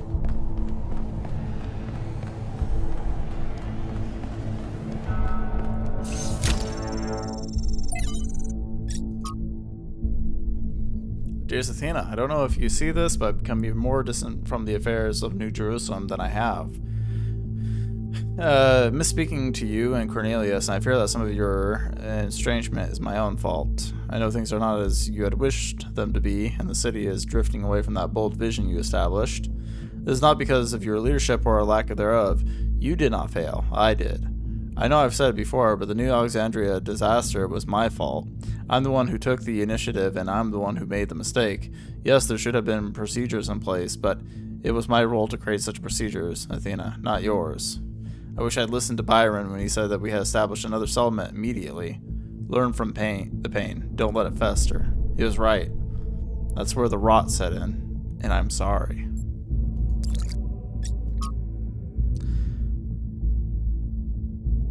From the author's note to Athena, Reborn, a novel. If my work was meant something to you, if Athena had any kind of impact on you, if some story in Wonder Tales from Perseus moved you or made you think that there is something about myself that I need to share with you, it's only autobiographical fact I have any interest in sharing. The only thing about me that matters to you outside my work. Every breath I take, and so every story that I write, is only possible because of technology. There are no natural remedies, no spiritual alternatives for what I was born with. My existence is wholly contingent upon a level of technological sophistication which is heretofore unimaginable, and which will, in many ways, define the coming era. When you long for a return to simpler times, you wish for a world in which I could not exist. If you are looking for answers, consider the fact that I was granted the blessing of this technology, despite being born into poverty, and my writing never have been particularly lucrative. The civilizational structure I live within were arranged in such a way that this technology would be deployed to save my life. That feels, man. I need that to live too. And are these structures not also at the end of the day, a kind of machine? What is the state? What is civilization, if not a machine? Think about what this means. What this is. Is it systematic compassion? Is it liberation from nature? Is it equality of opportunity? Whatever your belief system, think hard about it. What it means that I am alive because of these machines, and I have created something that matters to you. Thank you for reading. No offense, but that was hard to read, so ugh. I don't know. There's just some like people's wordings and certain like phrasings and overall structure that doesn't jive with me as well. That was definitely one of them because it was just I couldn't really follow the cadence of the writing to read it in the same fashion, if that makes sense. All the towering materialism which dominates the modern mind rests ultimately upon one assumption, a false assumption. It was supposed that if a thing goes on repeating itself, it is probably dead. A piece of clockwork. People feel that if the universe was personal, it would vary. If the sun were alive, it would dance. This is a fallacy, even retaliation to known fact, for the variation in human affairs is generally brought into them, not by life, but by death. By the dying down or breaking of their strength or desire, a man varies his movements because of some slight element of failure or fatigue. But perhaps God is strong enough to exult in monotony. It is possible that God says every morning, do it again, to the sun, and every evening, do it again, to the moon. It may not be an automatic necessity that makes all daisies alike.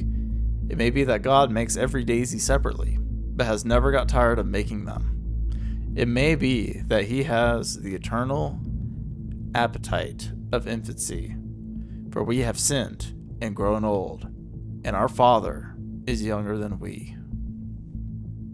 It's strange. The idea is delightful, but it's also completely and obviously untrue. That's one of the many reasons Chesterton is worth reading. He's wrong about a lot of things, but he's wrong about them in an interesting way. It's such a shame, though. He seemed to want to restore the magic of the world, but he can only re-enchant the surface. Whereas the true magic, the perfect beauty that feels like revelation, is found underneath in what he dismisses as clockwork. Huh.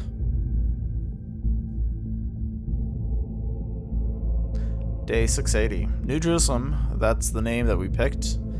Am I sad that my suggestion didn't win? Maybe a little, but it's a good name. A fitting name.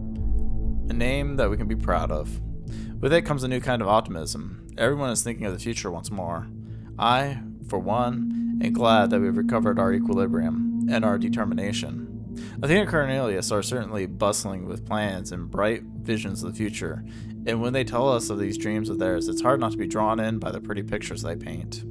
Speaking of which, I am becoming more and more fascinated with ancient human art and thinking about our own role in taking the next step in that long history.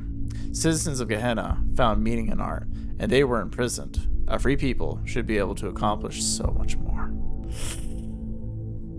Listen, part of me, like, putting limitations to art sometimes is good. Having expressed freedom to do anything and everything can sometimes drag it on a little too much. Nah, Hikut's trying to read it. Okay, good luck. You do you. We will continue on this way.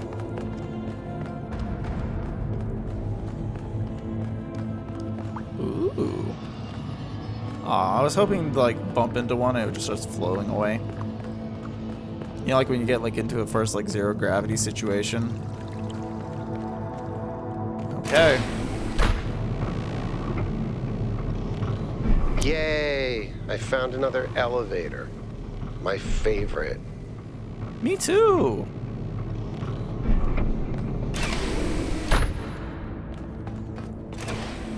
Once again, I have no idea where I am. No sign of Prometheus so far. Hope you're doing better, 1K. Are we looking for Prometheus or are we looking for Byron? Like, I know Prometheus may help us, but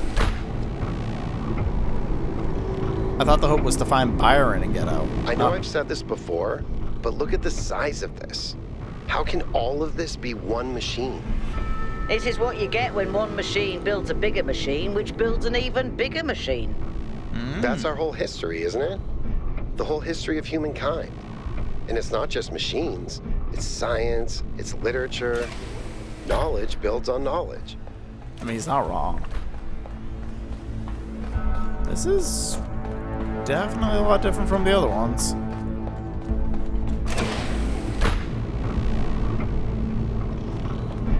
Oh, it's very dark. And very flashy. Ooh.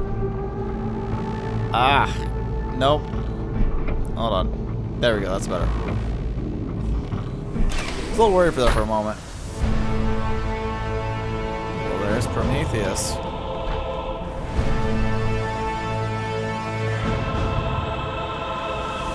Is Prometheus actually going to allow us to save Byron? Be careful, 1K. We don't know what's down there.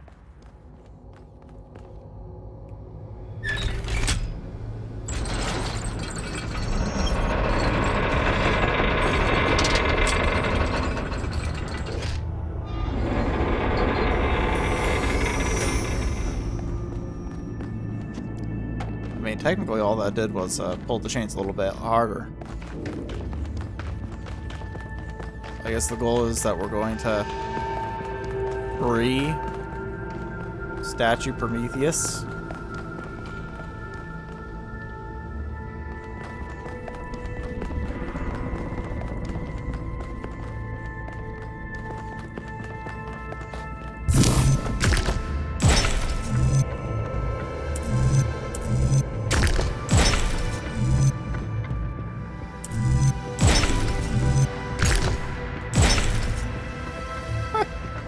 One off, huh?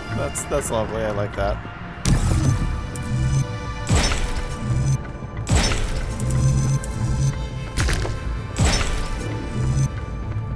Gosh darn it.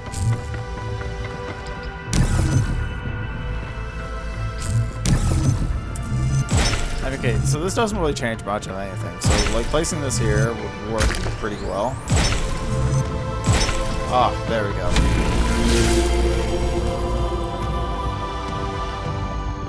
Okay, so there's like 5 chains and 5 puzzles.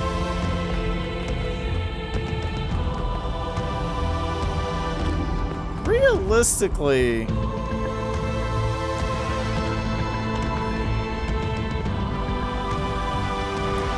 it's a lot.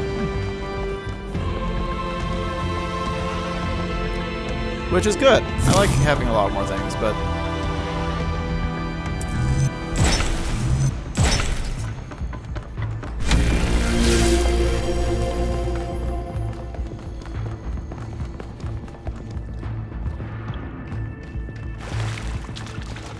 oh, it's like all Tetramino puzzles.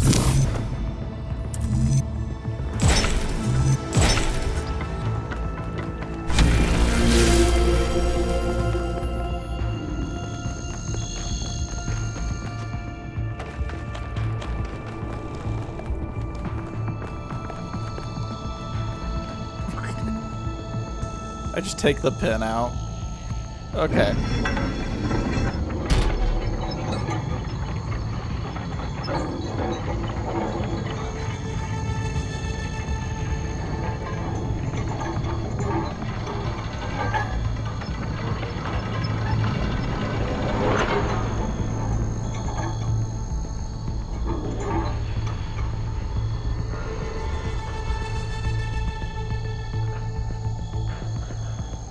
That's insanely cool. You just get to watch it just like fall down.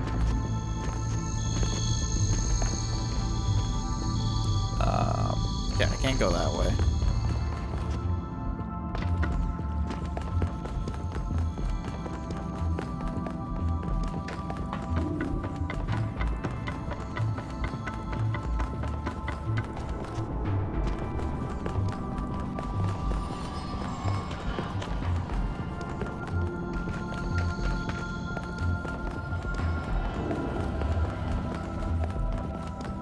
think we'll probably finish up with this next chain, though. Like, I don't really feel quite the, Oh, no. What is this one?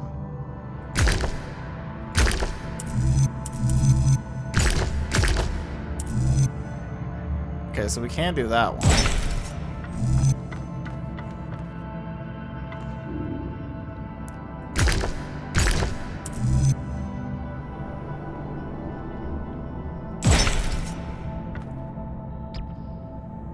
That doesn't really help me, though, does it?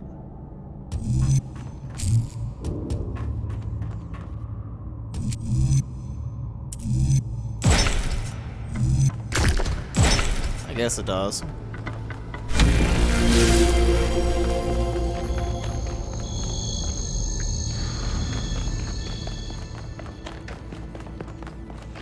Insanely intricate.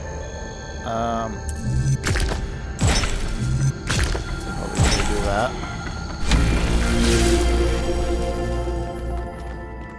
And another pin out. Yoink.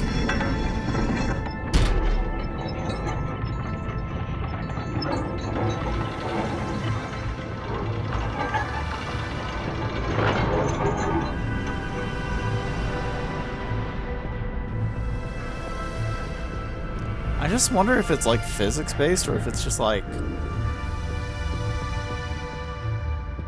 oh no, it's physics. Look, it's still dangling too. Like, you wouldn't spend that time, a lot of time just being like, oh, yep, here's the chain dangling afterwards.